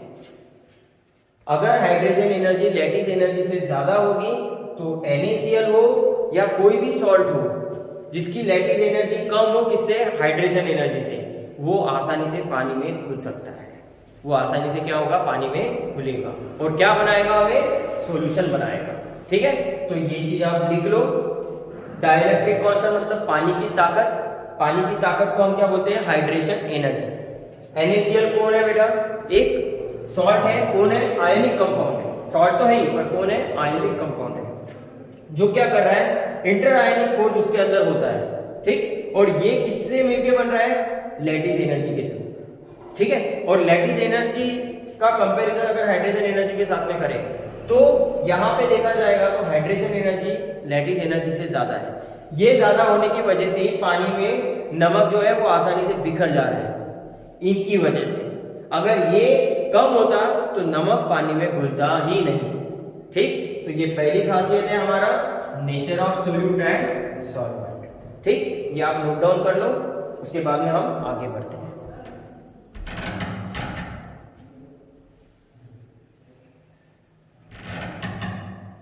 ठीक, अब आगे हम नेक्स्ट टॉपिक के ऊपर आ जाते हैं हमारे। पहला हो गया नेचर ऑफ सॉल्यूट और सॉल्वेंट। अब हम लोग देखते हैं इफेक्ट ऑफ टेम्परेचर। हमारा नेक्स्ट पॉइंट कौन है बेटा? Effect of temperature. ठीक है, तो इफेक्ट ऑफ टेम्परेचर क्या है वो चीज हम लोग देखने वाले हैं। तो सबसे पहले नेक्स्ट पार्ट हम लोग देख रहे हैं effect of temperature. Effect of temperature कि भाई क्या इफेक्ट होता है सॉलिड इन लिक्विड के ऊपर इफेक्ट ऑफ टेम्परेचर का, तो ये चीज हमें देखना है। मैंने आप लोग को क्या बताया कि यहाँ पे जो सॉलिड इन लिक्विड है ये ज्यादातर कौन सी प्रॉपर्टी की बात कर रहा है? आयोनिक कंपाउंड की बारे में बात कर रहा है। किसके बारे में बात कर रहा है बेटा? ये आयोनिक कंपाउंड्स के ऊपर बात करता है। तो सॉलिड जो है वो एक आयोनिक कंपाउंड है और लिक्विड जो है वो एक कौन है? वाटर है। ठीक, तो यहाँ पे इनके बारे में हम लोग अभी चल रहे हैं। ठीक, अब बात करते हैं इफेक्ट ऑफ टेम्परेचर का, इनके ऊपर क्या असर होता है। तो सबसे पहले देखते हैं बेटा एक्सोथर्मिक इफेक्ट। टेम्परेचर में दो इफेक्ट होते हैं बेटा, एक एक्सोथर्मिक और होता है एंडोथर्मिक। तो एक्सोथर्मिक इफेक्ट के अंदर डेल्टा एच होता है वो होता है नेगेटिव। मतलब एक्सो का मतलब हीट रिलीज करना, हीट क्या कर देना? रिलीज कर देना। तो उसको हम क्या बोलते हैं? Exothermic effect. तो एक्सोथर्मिक इफेक्ट में क्या होता है? Increase in temperature, the ionic compound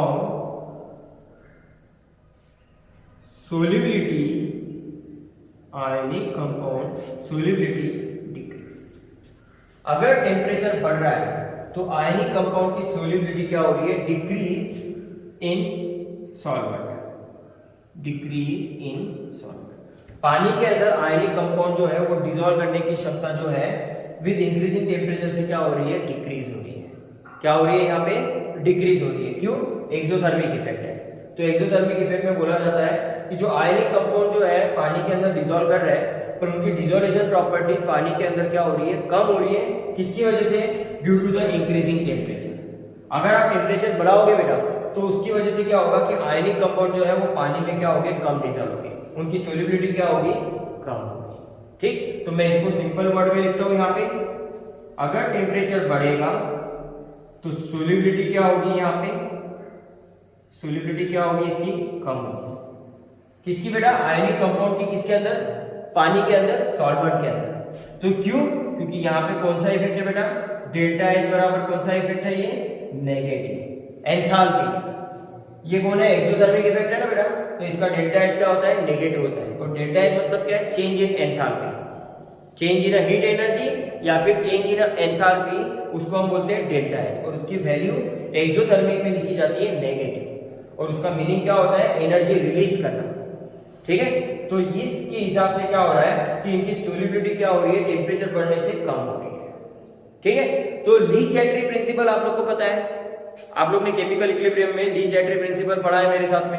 तो केमिकल इक्विलिब्रियम में ली-चैटरी प्रिंसिपल क्या बोलता है? अगर रिएक्शन एक्सोथर्मिक है, रिएक्शन अगर एक्सोथर्मिक है तो उसकी वजह से इसका रिएक्शन डायरेक्शन किस डायरेक्शन में होगा बेटा? बैकवर्ड में। अगर रिएक्शन एक्सोथर्मिक है और टेम्परेचर अगर डेल्टा एच अगर आपका नेगेटिव है तो ये रिएक्शन किस डायरेक्शन में मूव करेगी बेटा? बैकवर्ड डायरेक्शन में। किस डायरेक्शन में? बैकवर्ड डायरेक्शन में ये क्या करेगी? मूव करेगी। तो ये हमारा ली-चैटरी प्रिंसिपल का भी यहाँ पे कंसेप्ट क्या होता है? अप्लाई होता है। ठीक, आप ये चीज लिख लो। उसके बाद में फिर हम देखते हैं एंडोथर्मिक इफेक्ट। ठीक, अब आ जाते हैं हमारा दूसरा पॉइंट, एंडोथर्मिक। दूसरा पॉइंट कौन है हमारा? Endothermic effect. एंडोथर्मिक इफेक्ट का मतलब क्या है? एंडो का मतलब क्या होगा बेटा? एनर्जी एब्जॉर्ब करना। मतलब कोई चीज हम लोग को अगर ब्रेक करनी है तो ब्रेक करने के लिए क्या होता है? मान के इसको तोड़ना है तो इसको एनर्जी लगेगी ना तोड़ने के लिए, तो उसको हम बोलते हैं एंडोथर्मिक प्रोसेस। तो यहाँ पे क्या लग रहा है? हमें एंडोथर्मिक इफेक्ट लग रहा है। तो एंडोथर्मिक इफेक्ट है तो हमारा जो चेंज इन एंथैल्पी है, चेंज इन एंथैल्पी क्या होगा बेटा? हमारा पॉजिटिव होगा, क्योंकि एनर्जी तो एब्जॉर्ब कर रहा है ना ये, तो इसलिए इसका चेंज इन एंथैल्पी क्या होगा बेटा? पॉजिटिव रहेगा। अब इसके अंदर क्या चीज है? इसके अंदर मेंशन किया जाता है कि अगर टेम्परेचर अगर बढ़ेगा तो सोल्यूबिलिटी भी यहाँ पे क्या होगी, बढ़ेगी। सोल्यूबिलिटी भी यहाँ पे क्या होगी, बढ़ेगी, क्योंकि ये कौन सी प्रोसेस है बेटा, एंडोथर्मिक इफेक्ट है। तो टेम्परेचर बढ़ने से सोल्यूबिलिटी यहाँ पे क्या होती है बेटा, हमारी बढ़ती है। टेम्परेचर बढ़ने से सोल्यूबिलिटी यहाँ पे क्या होगी, बढ़ेगी। तो एग्जांपल तौर पे अगर देखें तो ये कैल्शियम कार्बोनेट है, तो इसको मैं क्या दे रहा हूँ, एंथैल्पी दे रहा हूँ, हीट दे रहा हूँ, एनर्जी दे रहा हूँ। तो ये क्या करेगा, कन्वर्ट कर देगा किसमें बेटा, कैल्शियम ऑक्साइड और कार्बन डाइऑक्साइड में। तो एनर्जी इसने एब्जॉर्ब किया ना अभी, तो इसको हम क्या बोलते हैं बेटा, एंडोथर्मिक। इसी को हम क्या बोलते हैं, एंडोथर्मिक। जहां पे डेल्टा एच कहाँ लिखा जा रहा है बेटा, रिएक्टेंट साइड में। जहां पे डेल्टा एच कहाँ लिखा जा रहा है आपका, रिएक्टेंट साइड में लिखा जा रहा है। इसका मतलब रिएक्टेंट को एनर्जी की जरूरत है, तो एनर्जी की जरूरत है तो वो क्या करेगा, इसको तोड़ेगा और कन्वर्ट कर देगा किसमें, कार्बन, कैल्शियम ऑक्साइड और कार्बन डाइऑक्साइड। इनका स्टेट कैसा होगा बेटा, ये सॉलिड, ये गैस, और ये हमारा किसमें बेटा, सॉलिड में। ये सारी प्रोसेस किसमें हो रही है बेटा, इन अ वाटर। किसके अंदर हो रही है, इन अ वाटर के अंदर हो रही है। तो ये हमारा हो गया बेटा एंडोथर्मिक इफेक्ट, किसके लिए, फॉर सॉलिड इन लिक्विड। और सॉलिड इन लिक्विड में हम किसकी बात कर रहे हैं बेटा, किसके ऊपर फोकस कर रहे हैं, सिर्फ और सिर्फ आयनिक कंपाउंड के ऊपर। ठीक, तो ये हो गया हमारा दूसरा पॉइंट। तो इफेक्ट ऑफ टेम्परेचर हो गया, नेचर ऑफ सोल्यूट और नेचर ऑफ सॉल्वेंट भी हमारा हो गया है। ठीक, तो दो चीजें हमारे हम लोग ने यहाँ पे क्या की है, कवर कर ली है। तो आप इतना लिख लो, हमारा टॉपिक जो है सॉलिड इन लिक्विड यहाँ पे क्या हुआ है, ओवर हो चुका है। ठीक है, आप लिख लो इतना, फिर बाद में देखेंगे।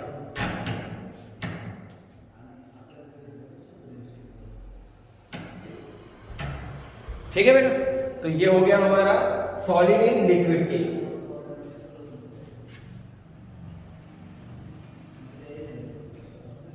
अब बात करते हैं बेटा सॉलिड इन लिक्विड के अंदर की और क्या क्या खासियत है। अब इसमें क्या होता है बेटा कि आप लोग को सॉलिड इन लिक्विड में कौन से कंपाउंड की बात की मैंने, आयनिक कंपाउंड। तो सिर्फ आयनिक कंपाउंड का ही वहां पे फोकस रहेगा। तो आयनिक कंपाउंड एक कंप्लीट सोल्यूबल भी होते हैं और एक स्पेरिंगली सोल्यूबल भी होते हैं। ठीक है ना, तो कंप्लीट सोल्यूबल की प्रॉपर्टी ज्यादा होती है और स्पेरिंगली सोल्यूबल की प्रॉपर्टी क्या होती है, कम होती है। स्पेरिंगली मतलब क्या है, पूरा मिसेबल नहीं, पानी के अंदर पूरा डिजोल्व नहीं होता है, उसको हम बोलते हैं स्पेरिंगली सोल्यूबल सॉल्ट। कौन से बोलते हैं हम लोग उसको, sparingly soluble salt. Simple salt क्या होते हैं, पूरी तरीके से डिजोल्व हो जाते हैं, पर स्पेरिंगली सोल्यूबल सॉल्ट क्या होते हैं, पानी में 100 में से सिर्फ 1%, 0.001% या 0.02% इतना कम डिजोल्व होता है, तो उसको हम बोलते हैं स्पेरिंगली सोल्यूबल सॉल्ट। क्या बोलते हैं उसको, स्पेरिंगली सोल्यूबल सॉल्ट। ठीक, अब हम लोग आ जाते हैं हमारे नेक्स्ट पॉइंट के ऊपर, जो है गैस इन लिक्विड। हमारा नेक्स्ट पार्ट कौन है बेटा, सॉल्यूशन चैप्टर में, गैस इन लिक्विड। अब हमें इसका सॉल्यूशन बनाना है गैस इन लिक्विड का। तो टॉपिक स्टार्ट करने के पहले जनरल एग्जांपल लेते हैं कि या हमारे टॉपिक ये जो है ये हमसे डे टू डे लाइफ में रिलेट है क्या, तो है। आप देखो सॉफ्ट ड्रिंक्स, जो सॉफ्ट ड्रिंक्स है ना बेटा, ये हमारी क्या है, यहाँ पे गैस इन लिक्विड का एग्जांपल है। क्या है ये, सॉफ्ट ड्रिंक बोतल जो होती है ना, ये किसका एग्जांपल है, गैस इन लिक्विड का। तो ये गैस इन लिक्विड का एग्जांपल है हमारा कौन, सॉफ्ट ड्रिंकिंग बोतल, Coca Cola, Pepsi, Thums Up, Mirinda वगैरह वगैरह, अलाना फलाना। तो ये सारा चीज जो है ये कौन है, हमारा एग्जाम्पल होगा किसके लिए, गैस इन लिक्विड। दूसरा हम लोग देखते हैं, आप एक्वेटिक एनिमल देखो, पानी के अंदर सर्वाइव करते हैं। तो पानी के अंदर सर्वाइव करने के लिए उनके पास डिजोल्व ऑक्सीजन होते हैं ना, तो जो डिजोल्व ऑक्सीजन है पानी के अंदर जिसमें एक्वेटिक एनिमल सर्वाइव कर रहे हैं, वो भी कौन है, गैस इन लिक्विड का एग्जाम्पल है। कौन है, गैस इन लिक्विड का एग्जाम्पल है। तो ऐसे कई सारे सैकड़ों एग्जाम्पल्स हैं जो गैस इन लिक्विड के साथ में क्या करते हैं, रिलेट करते हैं। अब हम लोग को यहाँ पे देखना है भाई, इसको हम लोग कैसे डिफाइन करें, इसकी सोल्यूबिलिटी हम लोग कैसे डिफाइन करें। ठीक है, तो यहां पे मैं लिखता हूं solubility of gas in liquid, solubility of gas in liquid, volume of solute, volume of solute dissolve in 1 centimetre cube of solvent, 1 centimetre cube of volume of solvent at particular temperature and pressure। ठीक है, यहाँ पे solubility of gas in liquid मतलब क्या है बेटा, define क्या करता है, वॉल्यूम का यूज किया हम लोग ने। क्यों, गैस को हम लोग किस में कंसीडर करते हैं बेटा, वॉल्यूम में। लिक्विड को भी हम लोग किस में कंसीडर करते हैं, वॉल्यूम में। इसलिए आपने वर्ड क्या चेंज कर दिया मैंने, वॉल्यूम। तो volume of solute dissolve in 1 centimetre cube of volume of solvent.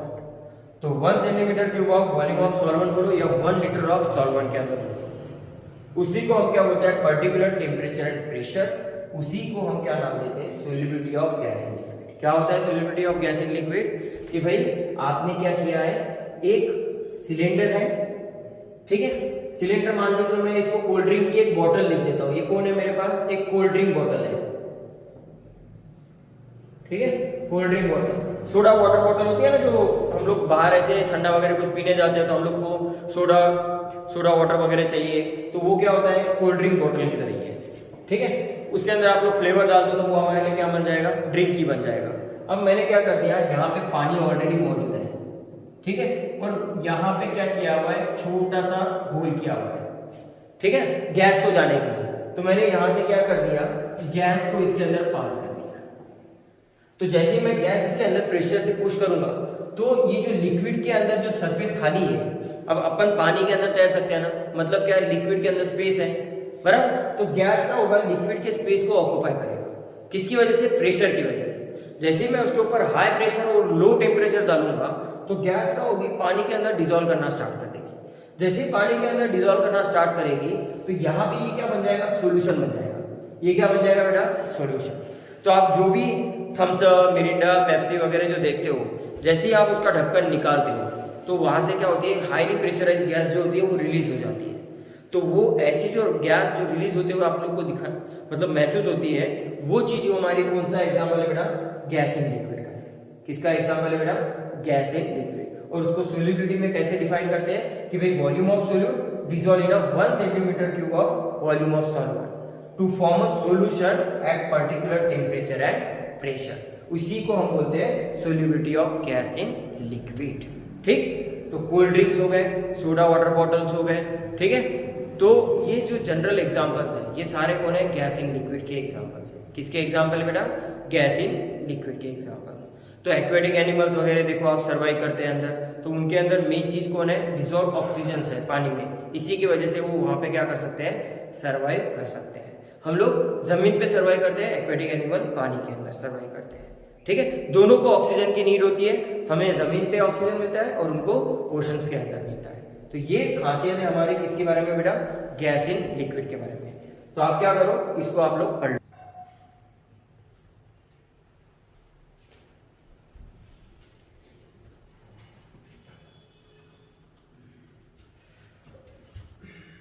अब देखो बेटा, आप लोगों ने यहाँ पे मेन चीज क्या किया था, हम लोग ने अभी गैस इन लिक्विड के बारे में बात किया था। किसके ऊपर बात किया है बेटा, गैस इन लिक्विड के ऊपर हम लोग ने अभी वर्क किया हुआ है। उसके अंदर हम लोग ने सबसे पहला पार्ट कौन सा देखा था बेटा, गैस इन लिक्विड के लिए सोल्यूबिलिटी पहले डिफाइन की थी कि भाई सोल्यूबिलिटी गैस इन लिक्विड के लिए कैसी होती है। तो वो आपको डिफिनेशन मैंने बता दिया। गैस इन लिक्विड के एग्जाम्पल मैंने आपको बताया, cold drinks bottle, aquatic animal जो समुद्र के अंदर क्या करते हैं, सर्वाइव करते हैं। तो सबको क्या होती है, नीड होती है गैस की। हम भी यहाँ पे जो सर्वाइव कर रहे हैं वो प्रेजेंस ऑफ ऑक्सीजन की वजह से। अगर ऑक्सीजन नहीं होता तो हम लोग सर्वाइव नहीं कर पाते। अगर बर्निंग भी करना है, पेपर को जलाना है वगैरह कुछ भी करना है, तो हमें रिक्वायर होती है ऑक्सीजन की। ऑक्सीजन ही एक ऐसा मेन सोर्स है जो हमारे बॉडी को कंटिन्यूअस फंक्शन दे सकता है। अगर वो नहीं रहेगा तो हम सर्वाइव नहीं कर सकते। तो क्रूशियल है ये हमारे लिए। गैस इन लिक्विड जो है ये भी हमारे डे टू डे लाइफ से ही जुड़ा हुआ है। अब हम आ जाते हैं कि भाई क्या क्या डिपेंडेंस कंडीशन है गैस इन लिक्विड के अंदर। तो पहला डिपेंडेंट कंडीशन है कि भाई आप लोग को पता करना है कि भाई नेचर कैसा होना चाहिए, नेचर ऑफ सोल्यूट और सॉल्वेंट, ठीक है, नेचर ऑफ सोल्यूट और सॉल्वेंट। अब यहां पे क्या है, मैं एक ही पॉइंट लिखता हूं, gas which is easily liquefied, gas which easily liquefied are more soluble in liquid, देखो सेंटेंस का मीनिंग ध्यान में रखना बहुत ज्यादा जरूरी है। गैस कौन सी होनी चाहिए? जो आसानी से क्या हो, लिक्विफाइड हो। Those gas which are easily liquified are more soluble in a liquid. ठीक है, तो उनकी लिक्विफिकेशन होनी चाहिए। मतलब क्या है कि लिक्विफाइड कैसे करते हैं गैस को भाई? कंप्रेस करके, प्रेशर का अप्लाई करके। तो प्रेशर आप अप्लाई करोगे तो गैस क्या होगी, नजदीक आएगी और अपना फेस चेंज करके किस में कन्वर्ट करेगी बेटा? लिक्विड में। गैस सिलेंडर आप लोग ने घर पे देखे है ना, उसके बाद में ऑक्सीजन सिलेंडर्स भी आप लोग ने देखे है ना, लाइटर आप लोग ने देखा है लाइटर।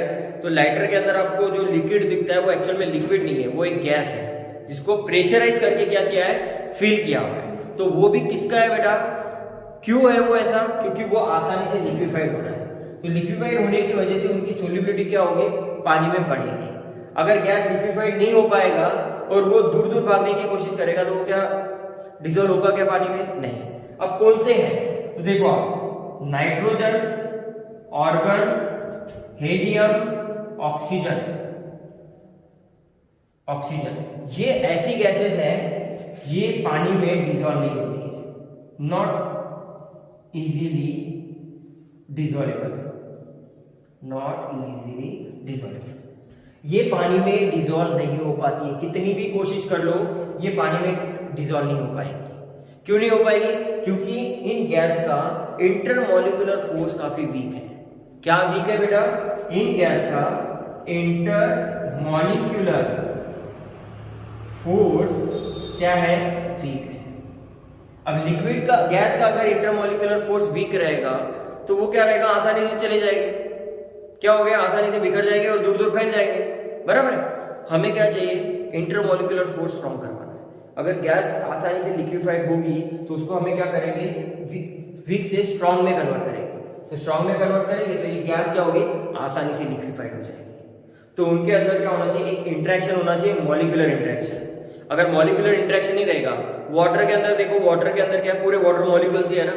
अब वाटर मॉलिक्यूल का इंटरेक्शन ही नहीं रहेगा तो वो वाटर जो होगा लिक्विड में मिलेगा क्या आपको? नहीं। अब वो वाटर लिक्विड में क्यों है? क्योंकि हाइड्रोजन बॉन्डिंग है वहां पे। कौन है? हाइड्रोजन बॉन्डिंग की वजह से वाटर आप लोग को लिक्विड स्टेट में दिख रहा है।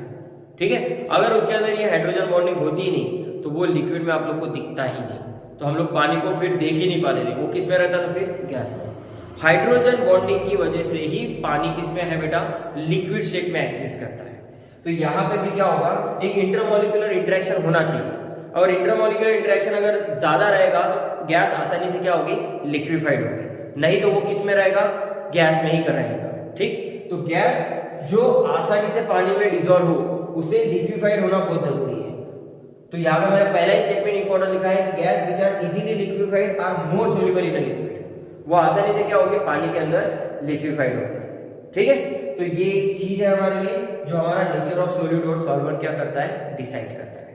ठीक, तो पहला इंपॉर्टेंट पैरामीटर हो गया हमारे लिए ये nature of solute and solvent. ठीक, दूसरा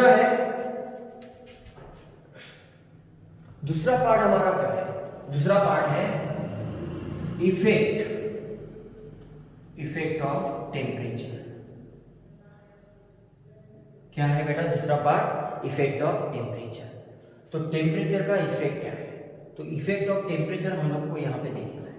आप लोग देखो, सिंपल सा एक ही लाइन में है, कोई थियोरेटिकल नहीं, मीनिंग समझ लो, काम काफी है अपने लिए। इफेक्ट ऑफ टेम्परेचर मतलब क्या है? किसके ऊपर? गैस है।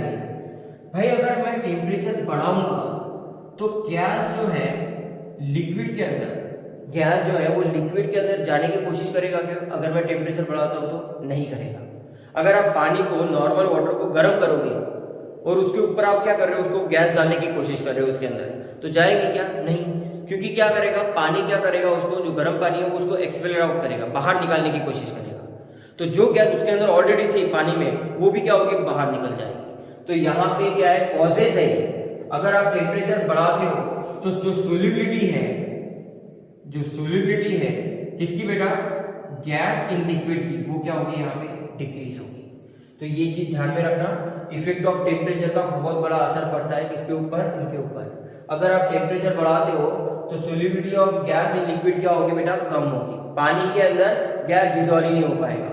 ये इसका जो इफेक्ट है ना बेटा, ये आप लोग का थर्मल पोल्यूशन है। ये कौन है आप लोग का, एक थर्मल पोल्यूशन। आप लोग ने देखा होगा एक्वेटिक एनिमल जो होते हैं वो कोल्ड वाटर में सर्वाइव करते हैं, हॉट वाटर में नहीं। तो कोल्ड वाटर को अगर आप गर्म करोगे या इंडस्ट्रियल से गर्म पानी अगर आप कोल्ड वाटर के अंदर डालोगे तो पानी का तो टेम्परेचर बदलेगा ना भाई। तो पानी का टेम्परेचर बदलेगा तो एक्वेटिक एनिमल वहां पे सर्वाइव कर पाएंगे क्या? नहीं कर पाएंगे, क्योंकि उनका पहला ही कंडीशन जो होता है बॉडी का वो कोल्ड वाटर में ज्यादा है और हॉट वाटर में क्या है, सर्वाइव करने का कम है। तो उसी की वजह से ये इफेक्ट होता है। और दूसरा इफेक्ट जानते हो क्या है? अगर पानी आप लोग इंडस्ट्री से गर्म पानी अगर उसमें छोड़ दोगे, खराब पानी या बॉइल वाटर अगर छोड़ दोगे तो क्या होगा कि उसके अंदर जो पानी में ऑक्सीजन की जो मात्रा है वो भी धीरे धीरे कम होगी, क्योंकि पानी अगर गर्म रहेगा तो ऑक्सीजन उससे बाहर निकल जाएगा, तो पानी के अंदर ऑक्सीजन की क्षमता क्या हो जाएगी, कम हो जाएगी। उसकी वजह से असर किसके ऊपर पड़ेगा बेटा? Aquatic animal. तो एक्वेटिक एनिमल सर्वाइव कर पाएंगे क्या वहाँ पे? नहीं कर पाएंगे। तो इसलिए मैं बोलता हूँ कि जो पोल्यूशन वगैरह जो हो रहे हैं इंडस्ट्रियल में, उसका मेजर इफेक्ट जो है वो वाटर के ऊपर ही है। एटमॉस्फेयर तो है ही, पर मेजर रोल जो है वो वाटर का इंडस्ट्रीज का किसके ऊपर पड़ रहा है? वाटर के ऊपर पड़ रहा है। ठीक है, तो यहाँ पे अगर टेम्परेचर बढ़ाते हो तो लिक्विड गैस की जो सोल्युबिलिटी है लिक्विड में वो क्या होगी? कम होगी। तो ये हमारा थर्मल पोल्यूशन जो है ये इसका बेस्ट एग्जाम्पल है। तो एक्वेटिक एनिमल हॉट वाटर में सर्वाइव नहीं करती है, वो किसमें करती है बेटा? कोल्ड वाटर में। ठीक, तो ये हो गया हमारा दूसरा इफेक्ट। अब तीसरे इफेक्ट की बात करते हैं। तीसरा इफेक्ट जो कि सबसे इंपॉर्टेंट है बेटा, वो है इफेक्ट ऑफ प्रेशर। क्या है बेटा? वो इफेक्ट ऑफ प्रेशर। तो इफेक्ट ऑफ प्रेशर हमारा सबसे इंपॉर्टेंट पॉइंट है हमारा इसके अंदर, क्योंकि गैस को अगर लिक्विड में डालना है तो प्रेशर का इंपॉर्टेंट रोल सबसे ज्यादा है। तो यहाँ पे आप देखो, यहाँ पे लिखा जाता है, ठीक है, यहाँ पे स्टेटमेंट किसका आता है? Henry's law. यहाँ पे स्टेटमेंट किसका आता है बेटा? हेनरीज लॉ का। तो pressure of gas in liquid increasing with increasing pressure. ठीक है ना, अगर गैस को लिक्विड में डिसॉल्व करना है या उनकी सोल्युबिलिटी बढ़ानी है तो हमें वहां पे क्या करना पड़ेगा? प्रेशर अप्लाई करना पड़ेगा। तो जितना प्रेशर इंक्रीज होगा उतनी सोल्युबिलिटी क्या होगी? बढ़ेगी। तो हेनरीज लॉ क्या बोलता है? हेनरीज लॉ बात करता है मिक्सचर ऑफ गैसेस के ऊपर, mixture of different gases, different gases in a same solvent के अंदर डिफरेंट गैसेस के बारे में हम, ठीक है, सेम सॉल्वेंट के अंदर हम लोग क्या कर रहे हैं? डिफरेंट गैसेस के बारे में बात कर रहे हैं। ऐसा देखा जाए तो ये डाल्टन लॉ पार्शियल प्रेशर का एग्जांपल हो गया। ठीक है ना, कि भाई हम लोग ने सैकड़ों अलग अलग तरीके की मिक्सचर ऑफ गैसेस ली है। ठीक है, 1 2 3 4 जितने भी लेनी है उन मिक्सचर ऑफ गैसेस को आप लोग ने एक ही कंटेनर के अंदर रखा हुआ है। ठीक है, तो मैं मान के चलो ये मेरे पास कंटेनर है और इसके अंदर क्या है बेटा? ए गैस है, बी गैस है, सी गैस है। तो तीन गैस क्या है? तीनों गैस सेम सॉल्वेंट के अंदर है। तीनों गैस क्या है? सेम सॉल्वेंट के अंदर है और ऊपर से मैं क्या कर रहा हूँ? प्रेशर अप्लाई कर रहा हूँ। अब ये प्रेशर अप्लाई किसके ऊपर हो रहा है? इन गैस के ऊपर। पर ये जो तीनों गैस है, यहाँ पे क्या लिखा हुआ मैंने? ए बी सी, ये तीनों कौन है बेटा? ये तीनों कौन है? गैस है। पर ये तीनों गैस कैसे है बेटा? नॉन रिएक्टिव है। ये तीनों गैस कैसे आप लोग के? नॉन रिएक्टिंग गैसेस है। ये कैसी गैसेस है बेटा? Non reacting gases. तो ये नॉन रिएक्टिंग गैसेस को अगर मैं सॉल्वेंट में पुश करूंगा तो हर एक गैस का नेचर अलग अलग रहेगा ना बेटा। ये ए गैस ज्यादा सोल्यूबल करेगी बी गैस के कंपैरिजन में, बी गैस जो है वो थोड़ी सोल्यूबल करेगी सी के कंपैरिजन में, और सी वाली जो है वो उसके अंदर सोल्यूबल करेगी या नहीं करेगी वो भी तो एक डिपेंड है ना। तो यहाँ पे क्या होता है कि इफेक्ट ऑफ प्रेशर जो है इसके ऊपर है। ठीक है ना, किसका? गैस का सॉल्वेंट के अंदर तो पड़ेगा ही, प्रेशर का इफेक्ट गैस के सॉल्वेंट के अंदर पड़ेगा ही, पर गैस का भी तो नेचर डिसाइड करेगा ना। जो गैस प्रेशर के हिसाब से आसानी से लिक्विफाइड हो वो पानी में क्या होगी? जल्दी सोल्यूबल होगी। जो गैस प्रेशर की मदद से आसानी से लिक्विफाइड हो वो पानी के अंदर आसानी से सोल्यूबल करेगी। पर जो गैस लिक्विफाइड हो ही नहीं रही है उसके ऊपर आप प्रेशर बढ़ाते जा रहे हो पर वो लिक्विफाइड होने का चांस ही नहीं बन रहा है, तो वो सोल्यूबिलिटी कहलाएगी क्या? नहीं। उसकी सोल्यूबिलिटी क्या होगी बेटा? गैस की लिक्विड में कम रहेगी। तो अलग अलग गैस का नेचर कैसा होगा? अलग अलग रहेगा। तो डिफरेंट गैस जो होगी डिफरेंट सोल्यूबिलिटी की प्रॉपर्टी यहाँ पे शो करेगी। इसलिए मैंने यहाँ पे आपको बताया कि हेनरीज लॉ जो है वो हमें यहाँ पे बताता है कि जो गैसेस है, जिसको मैंने क्या किया हुआ है, अलग अलग गैसेस को सेम सॉल्वेंट में मिक्स करने की कोशिश कर रहा हूँ, पर हर एक गैस का नेचर अलग अलग है पानी के अंदर। कोई गैस जल्दी डिजोल्व करती है, कोई गैस लेट डिजोल्व कर रही है और कोई गैस डिजोल्व ही नहीं कर पा रही है। तो वही हम लोग को हेनरीज लॉ के स्टेटमेंट में पढ़ना है। तो यहाँ पे मैंने क्या मेंशन किया है कि भाई प्रेशर अगर बढ़ेगा तो सोल्यूबिलिटी क्या होगी, बढ़ेगी। प्रेशर अगर बढ़ेगा तो सोल्यूबिलिटी भी क्या होगी, यहाँ पे गैस इन लिक्विड की बढ़ेगी। पर डिपेंड कौन करेगा, गैस। कौन से तरीके के आप लोग ने गैस लिए हुए है वो डिसाइड करेगा कि वो सोल्यूबल होता है या नहीं। और मैंने आपको बताया है गैस को अगर पानी में डिसॉल्व होना हो तो गैस के अंदर लिक्विफाइबल प्रॉपर्टी होनी चाहिए। अगर वो गैस लिक्विफाइबल नहीं हो रहा हो या वो पानी के साथ में रिएक्ट नहीं कर पाता हो तो वो गैस डिसॉल्व नहीं होगी। ठीक है, तो ये होता है हमारा effect of pressure. Effect of pressure में हमें किसके ऊपर फोकस करना है बेटा, हेनरीज लॉ के ऊपर फोकस करना है। हमारे लिए ये सबसे इंपॉर्टेंट चीज है, हेनरीज लॉ। इसी के ऊपर हम लोग बात करने वाले हैं इफेक्ट ऑफ प्रेशर में। ठीक है, तो आप लोग ये देखो। अब मैं आप लोग को क्या करता हूँ, जनरल और एग्जाम्पल बता देता हूँ। ठीक है, एग्जाम्पल तौर पे आप लोग चाहो तो लिख लो। जैसे मैंने आपको बताया कि भाई हेलियम है, ऑर्गन है, नाइट्रोजन है, ऑक्सीजन है। ये गैस कैसी है, नॉन सोल्यूबल है। ये गैस कौन सी है, नॉन सोल्यूबल। मतलब क्या है, non liquefied. Non liquefied, non liquefied. अब ये गैस क्या है बेटा, नॉन सोल्यूबल है, नॉन लिक्विफाइड है। ये पानी में डिसॉल्व करेगी क्या, नहीं करेगी। दूसरा मैं बता देता हूं, जैसे सल्फर डाइऑक्साइड, कार्बन डाइऑक्साइड, ठीक। उसके बाद में अमोनिया। ये क्या हो रहा है, ये पानी में सोल्यूबल है, they are soluble in water. ये गैस जो है ये पानी में सोल्यूबल है, किसकी वजह से, क्योंकि लिक्विफाइड हो रही है, लिक्विफाइड गैस। ये गैस क्या आप लोग की लिक्विफाइड हो सकती है और ये लिक्विफाइड गैस पानी के साथ में रिएक्ट कर सकती है। जैसे मैं यहाँ पे कार्बन डाइऑक्साइड को पानी के साथ में रिएक्ट करने की कोशिश करूं तो ये आप लोग को क्या देगा बेटा, कार्बोनिक एसिड। एसिड रेन सुना है ना आप लोग ने, तो ये एसिड रेन है, कार्बोनिक एसिड। तो ये किसकी वजह से बन रहा है, क्योंकि कार्बन डाइऑक्साइड पानी के साथ में क्या कर रहा है, आसानी से रिएक्ट कर रहा है। इसीलिए यहाँ पे इसकी सोल्यूबिलिटी क्या होगी, ज्यादा होगी, और इनकी सोल्यूबिलिटी कैसी है, कम है। चाहे आप लाख कोशिश कर लो, ये गैस लिक्विफाइड होती ही नहीं है जल्दी। ठीक है ना, तो लिक्विफाइड नहीं होगी तो पानी के साथ में रिएक्ट क्यों नहीं रहेगी, और पानी के साथ में रिएक्ट क्यों नहीं रहेगी, तो उनकी सोल्यूबिलिटी क्या होगी, यहाँ पे कम रहेगी। ठीक है, तो ये हमारा इफेक्ट ऑफ प्रेशर है। अब आप इतना एग्जाम्पल लिख लो, उसके बाद में हम लोग हेनरीज लॉ क्या है वो पढ़ते हैं।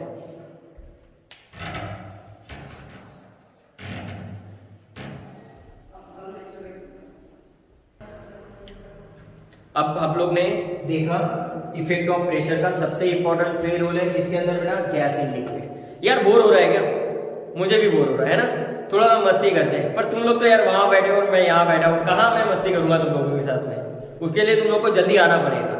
ठीक है, तो थोड़ा सा है ना, कानून वानून को तोड़ो और जल्दी जल्दी यहाँ पे आ जाओ और क्लास में एंजॉयमेंट करो। ठीक है, मुझे लग रहा है वहां पे कोई ना कोई मेरे क्लास में सो ही रहा होगा लेक्चर देखते देखते। ठीक है, काफी लोगों को मैं जानता हूँ पर्सनली, जो लोग बेचारे सोते हैं क्लास में। कोई बात नहीं, इफेक्ट ऑफ प्रेशर की आप लोग ने देख लिया। क्या होता है इफेक्ट ऑफ प्रेशर, कि भाई अगर प्रेशर बढ़ेगा तो गैस की लिक्विड में सोल्यूबिलिटी क्या होगी, बढ़ेगी। पर गैस की लिक्विड के अंदर सोल्यूबिलिटी कैसे बढ़ेगी, जब गैस लिक्विफाइड हो। अगर गैस लिक्विफाइड होना ही नहीं चाहता तो वो गैस सोल्यूबल होगा क्या पानी में, रिएक्ट करेगा क्या, नहीं। तो लिक्विड गैस की सोल्यूबिलिटी लिक्विड में तभी होगी जब वो गैस किसमें हो, लिक्विफाइड फॉर्म में हो। उसके लिए मैंने आपको ये एग्जांपल दोनों बताया कि ये सोल्यूबल नहीं है भाई और ये सोल्यूबल है, क्योंकि ये रिएक्ट करता है पानी के साथ में, क्योंकि वो गैस लिक्विफाइड है इसलिए वो पानी के साथ में रिएक्ट कर सकता है। ये रिएक्ट नहीं करती क्योंकि ये नॉन लिक्विफाइड गैस है। ठीक, अब आ जाते हैं हमारे हेनरीज लॉ के ऊपर। ठीक है, तो हेनरीज लॉ देखते हैं क्या होता है। हेनरीज लॉ, तो हेनरीज लॉ देखो, यहां पे मैं स्टेटमेंट पहले लिखता हूं फिर समझाता हूं। Mole fraction of gas in liquid is directly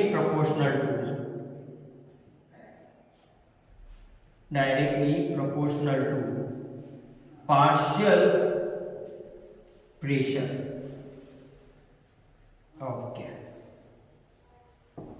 देखो हेनरीज लॉ का स्टेटमेंट क्या है, बहुत इंपॉर्टेंट है ये। Mole fraction of a gas in liquid is directly proportional to partial pressure of gas.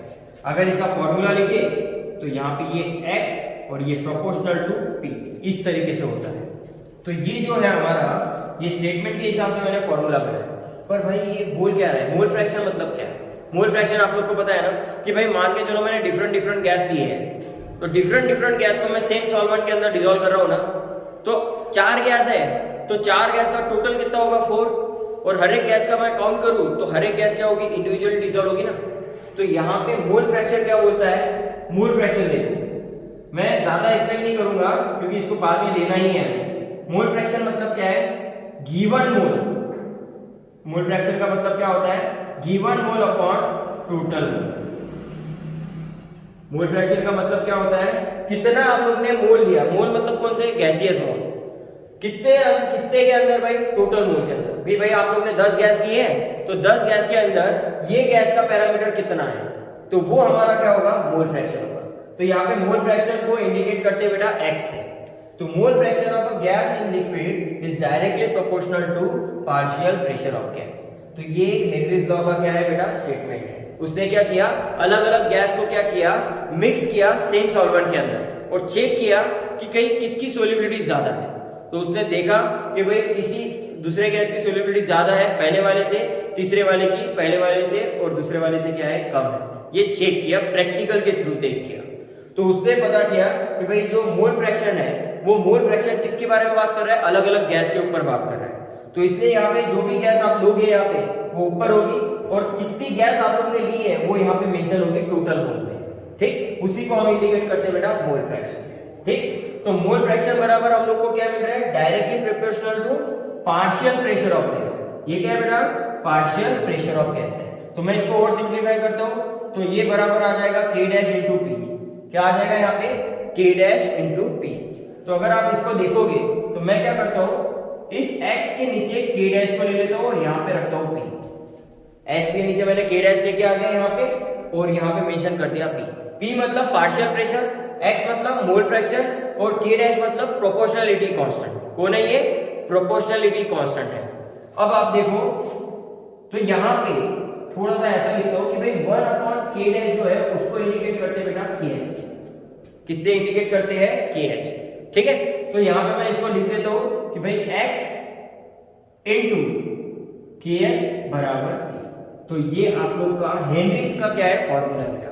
और ये जो kh है, ये kh कौन है बेटा, हेनरीज कांस्टेंट है। kh कौन है बेटा, ये हेनरीज कांस्टेंट है, क्योंकि स्टेटमेंट किसका है, हेनरीज का है। तो इसलिए हेनरी का यहाँ पे ये क्या रहेगा, कांस्टेंट रहेगा। तो ये x इंटू kh बराबर क्या होगा, p। तो ये हमारा फॉर्मूला बन गया किसके लिए बेटा, हेनरीज लॉ के लिए। ठीक, तो आप इतना पहले मेंशन कर लो, उसके बाद में फिर हम लोग देखते हैं आगे बढ़ते हैं। ठीक,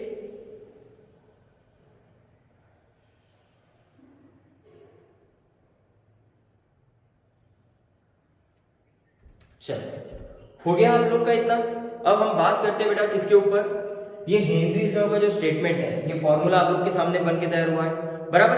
अब यहाँ पे जो KH है, KH का सोल्युबिलिटी के ऊपर रिलेशन कैसा है। KH मतलब कौन, हेनरीज कांस्टेंट। हेनरीज कांस्टेंट का रिलेशन सोल्युबिलिटी के साथ में कैसा है वो हमें देखना है। ठीक, तो अभी हम उसी के ऊपर बात करते हैं बेटा। ये स्टेटमेंट मैं एज इट इज रखता हूँ यहाँ पे। ठीक है, इस स्टेटमेंट के नीचे मैंने यहाँ पे देखो ये फॉर्मूला बनाया है, ये फॉर्मूला मैं यहाँ पे रखता हूँ कि P बराबर क्या है, x इंटू KH। ये मेरा हेनरीज का फॉर्मूला है। यहाँ पे ये जो KH है बेटा, ये आप लोग का कौन है, हेनरी कांस्टेंट। ये कौन है आप लोग का, हेनरीज कांस्टेंट है। ठीक, अब यहाँ पे ये जो हेनरीज कांस्टेंट है, ये डिपेंड किसके ऊपर करता है, ये किसके ऊपर डिपेंड करता है। तो पहले डिपेंड करेगा नेचर ऑफ सोल्यूट, फिर नेचर ऑफ सॉल्वेंट, फिर टेम्परेचर और प्रेशर। तो 2, 3 और 4। तो देखो ये कितने कंडीशन के ऊपर डिपेंड करता है बेटा, हेनरीज कांस्टेंट डिपेंड करता है कि भाई सोल्यूट का नेचर क्या है, सॉल्वेंट का नेचर क्या है, टेम्परेचर का इफेक्ट क्या है और प्रेशर का इफेक्ट क्या है। और मैंने आपको बता देता हूं, यहां पे मैं स्टार मेंशन करता हूं कि भाई ये जो KH है is depend on temperature on, depend temperature. तो यहाँ पे ये जो KH है ये किसके ऊपर डिपेंड करेगा? ओनली टेम्परेचर के ऊपर। अगर टेम्परेचर चेंज होगा तो KH वैल्यू मतलब कौन? हेनरीज कांस्टेंट की वैल्यू क्या होगी? यहाँ पे चेंज होगी। तो ये आप लोग को ध्यान में रखना है बेटा कि यहाँ पे Henrys constant depend only on temperature, पर इसका नेचर किसके ऊपर डिपेंड है? सोल्यूट के ऊपर। और सोल्यूट आप लोग का यहाँ पे कौन है? गैस है। और सॉल्वेंट कौन है आप लोग का? यहाँ पे वाटर है। ठीक, तो इनका नेचर कैसा है भाई? टेम्परेचर का क्या इफेक्ट है और प्रेशर का क्या इफेक्ट है, तो ये डिपेंड करता है हमारा हेनरीज के ऊपर। ठीक, आप लोग इतना मेंशन कर लो, उसके बाद में फिर हम लोग बात करते हैं उनके हेनरीज का सोल्यूबिलिटी के साथ में रिलेशन कैसा है। ठीक, तो यहाँ पे आप अगर देखोगे तो मैं यहाँ पे मिटाता हूं, इतना लिख लिया आप लोगों ने।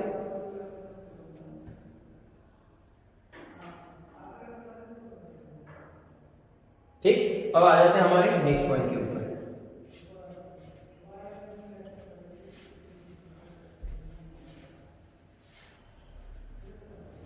अब हमें बात करनी है बेटा कि भाई यहाँ पे एक आखिरी वर्ड लिख रहा हूं मैं कि भाई जो KH है हमारा, ठीक है, सोल्यूबिलिटी जो है, सोल्यूबिलिटी जो है वो इनवर्सली प्रोपोर्शनल है किसके? KH के। और डायरेक्ट ये इंडिकेशन हम लोग को ध्यान में रखना है। कैसे? वो देखो अभी। सोल्यूबिलिटी मतलब क्या है कि भाई गैस हो या सॉलिड हो, आप उसको क्या कर रहे हो? डिसॉल्व कर रहे हो किसके अंदर? सॉल्वेंट के अंदर। तो जो डिसोलेशन प्रॉपर्टी शो कर रहा है उसको बोलते हैं सोल्यूबिलिटी। अब आप लोग को 100% सॉल्यूशन बनाना है, तो आप मान के चलो 20% डाल रहे हो सोल्यूट किसके अंदर? 80% सॉल्वेंट के अंदर, तो उसको मिला के क्या बन रहा है आप लोग का? सोल्यूशन ही बन रहा है ना, तो सोल्यूबिलिटी उसे बोलते हैं। अगर गैस की बात करेंगे तो गैस के अंदर सोल्यूबिलिटी के डेफिनेशन में क्या आएगा बेटा? वॉल्यूम का इन्वॉल्वमेंट होगा। और सॉलिड इन लिक्विड के अंदर क्या होगा बेटा? मास का इन्वॉल्वमेंट होगा, क्योंकि वहां पे आप लोग क्या ले रहे हो? ग्राम में ले रहे हो क्वांटिटी। ठीक है, तो वहां पे मास का इन्वॉल्वमेंट होता है और यहाँ पे गैस इन लिक्विड के अंदर वॉल्यूम का इन्वॉल्वमेंट होता है। अब आखिरी हमारा जो पॉइंट है वो है हेनरीज का। हेनरी कांस्टेंट जो है वो सोल्यूबिलिटी के इनवर्स में है। इसका मतलब क्या है? सोल्यूबिलिटी जो है गैस इन लिक्विड कब बढ़ेगी? जब हेनरीज कांस्टेंट की वैल्यू यहाँ पे क्या होगी? कम होगी। तो जितना सोल्यूबिलिटी यहाँ पे बढ़ेगा उतना इसका ओवरऑल वैल्यू क्या होना चाहिए? कम होना चाहिए। तो जितनी इसकी वैल्यू ओवरऑल कम होगी उतना गैस पानी में क्या करेगा? डिसॉल्व करेगा। तो ये होता है बेटा हमारा हेनरीज का सोल्यूबिलिटी के साथ में रिलेशन। ठीक, और दूसरा मैंने क्या बताया कि भाई हेनरीज कांस्टेंट जो है वो डायरेक्टली किसके साथ में रिलेट करता है बेटा? टेम्परेचर के साथ में। अगर टेम्परेचर बढ़ेगा तो हेनरी कांस्टेंट की वैल्यू भी क्या होगी बेटा? यहाँ पे बढ़ेगी। ठीक, पर सोल्यूबिलिटी के साथ में कैसा है? इनवर्स में। सोल्यूबिलिटी में क्या बोलते हैं वो कि गैस अगर लिक्विड में डिसॉल्व हो रहा है तो वहां पे KH की वैल्यू क्या होनी चाहिए? कम होनी चाहिए। तो हेनरीज कांस्टेंट अगर कम होगा तो उतना गैस उसके अंदर क्या होगा बेटा? डिसॉल्व होगा। तो ये खासियत है हमारी किसके बारे में बेटा? हेनरीज के बारे में। ठीक, लिख लो ये।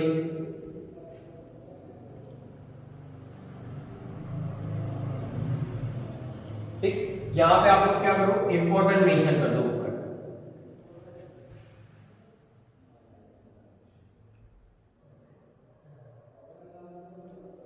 अब हम लोग आ जाते हैं हमारे बेटा आखिरी पॉइंट के ऊपर, लिमिटेशंस।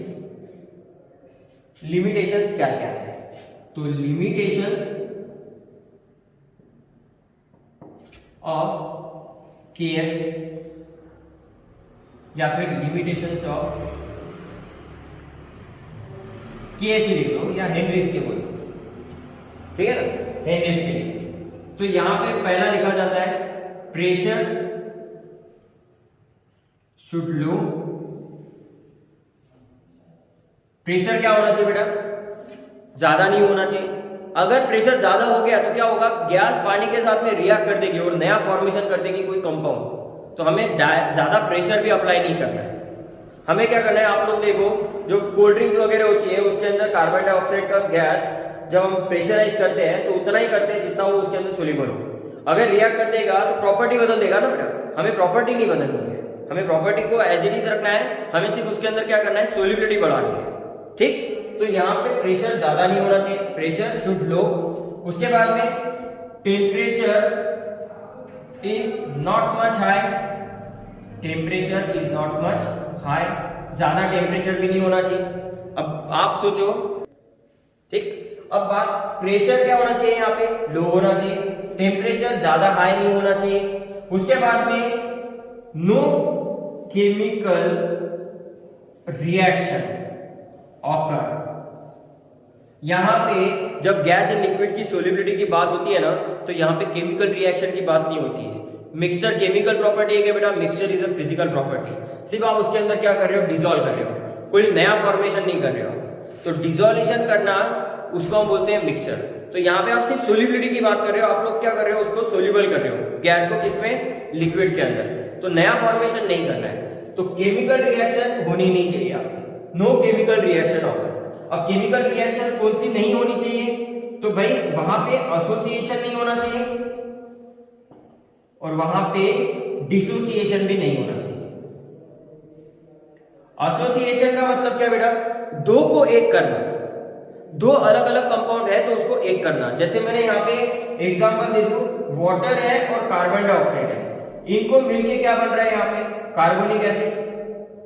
अब ये दो को एक कर रहा है ना, तो ये हमारा एसोसिएशन हो गया। डिसोसिएशन मतलब क्या है यहाँ पे कि भाई कैल्शियम कार्बोनेट है, आप उसको डिसोसिएट कर रहे हो कैल्शियम ऑक्साइड और कार्बन डाइऑक्साइड, तो ये डिसोसिएशन हो गया। तो हमें एसोसिएशन और डिसोसिएशन भी नहीं करना है, इसी को हम बोलते हैं बेटा केमिकल रिएक्शन, ठीक है ना। तो यहाँ पे कोई भी केमिकल रिएक्शन होनी नहीं चाहिए, किसके अंदर बेटा, गैस इन लिक्विड में। सिर्फ वहां पे सोल्युबिलिटी होनी चाहिए गैस इन लिक्विड में, ठीक है। तो ये केमिकल रिएक्शन ना ही वो एसोसिएशन हो उसमें और ना ही उसका क्या हो, डिसोसिएशन हो। तो ये चीज का आप लोग को क्या करना है, ध्यान में रखना है। तो ये इतने ही क्या है, इसके लिमिटेशंस है बेटा हेनरीज के, जो आप लोग को ध्यान में रखना है, ठीक है। तो आज के लिए हमारा जो है इतना ही टॉपिक है बेटा।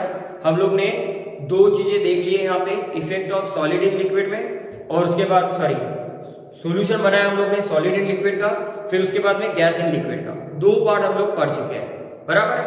अब आप लोग को क्या करना है, आप लोग का जो एनसीईआरटी किताब होता है, टेक्स्ट बुक होता है, उसे आप रीड करो जहां तक के मैंने पढ़ा है, ठीक है। आप लोग को मैंने बोला कि जो फेसेस है सॉलिड और सोल्यूट और सॉल्वेंट के, उसको मिलके क्या क्या बन सकते हैं, तो वो भी आप लोग के टेक्स्ट बुक में अच्छे से दिए हुए एग्जाम्पल के साथ में। तो आप उसे रीड करो अच्छे से, ठीक है। और उसके अंदर आप देखो कि कहाँ पे आपको डिफिकल्टी आती है, उस डिफिकल्टी को आप मैसेज करो मुझे, ताकि मुझे पता चले कि आप लोग को कहाँ प्रॉब्लम हो रही है, तो मैं वो आपको क्लियर कर दूंगा, ठीक। और दूसरा चीज, हाइड्रेशन एनर्जी, पानी की जो ताकत होती है उसको हम बोलते हैं हाइड्रेशन एनर्जी। डाइलेक्ट्रिक कांस्टेंट, पानी का डाइलेक्ट्रिक कांस्टेंट होता है 80, वो चीज आप लोग को रिमाइंड ही करनी है, ध्यान में ही रखनी है। अगर हाइड्रेशन एनर्जी ज्यादा होगी तो क्या करेगा, आयनिक कंपाउंड पानी में डिसॉल्व कर देगा, ठीक है। वो सारी चीजें मैं आपको ऑलरेडी बता चुका हूँ, तो सारी चीजें आप पढ़ो अच्छे से, step by step, reference book देखो, ठीक है। अब क्या करना है आप लोग को, जो सॉलिड स्टेट है उसके आप लोग को पहले 100 क्वेश्चन एमटीजी किताब में के और प्रीवियस ईयर क्वेश्चंस आप लोग को करने हैं। और आप लोग जब 10 दिन के बाद आओगे तो आप लोग की नोटबुक चेक होगी बेटा कि आप लोग ने उसमें से क्वेश्चन सॉल्व किए हैं या नहीं। खबरदार ध्यान में रखना मेरी बातों को, मैं चेक तो जरूर करूंगा और तुम लोग को पता है मेरा नेचर कैसा है, ठीक है। मैंने ठान लिया तो फिर मैं चेक करके ही रहूंगा। तो आप लोग को एमटीजी के 100 क्वेश्चंस पर डे करने हैं, जितने भी रहेंगे। आप 200 क्वेश्चन है तो 200 क्वेश्चन को 10 डेज के हिसाब से डिवाइड कर दो और उसके हिसाब से आप लोग को क्या करना है, क्वेश्चन सॉल्व करके बुक के अंदर लिखना है। यहाँ पे दत्ता भैया आप लोग की बुक पहले चेक करेंगे, बाद में मेरे क्लास में एंट्री देंगे, ठीक है ना। तो ये चीज ध्यान में रखना, और जो कंप्लीट करके लाएगा उसको दत्ता भैया स्पेशल कैडबरी भी देगा, तो ये एक चीज का ध्यान में रखना। उसके बाद में आप लोग को और चीज क्या करनी है, आप लोग को रीडिंग पार्ट कंटिन्यू रखना है, ठीक है। एक केमिकल इक्विलिब्रियम पढ़ना है, सॉलिड स्टेट जो हो गया वो भी आप लोग को पढ़ना है, न्यूमेरिकल की प्रैक्टिस कंटिन्यू होनी चाहिए, ठीक। आखिरी में आप लोग क्या करोगे, जब सॉल्यूशन चैप्टर चलेगा आप लोग का 10 दिन, तो जितना भी 10 दिन में आपको कराया है, न्यूमेरिकल्स वगैरह होंगे, तो उसके भी क्वेश्चन आप लोग को एमटीजी के करने हैं, ठीक है। तो आज के लिए इतना ही, आराम करो, कोरोना से बचो, मास्क पहनो, ठीक है। Good day, have a nice day.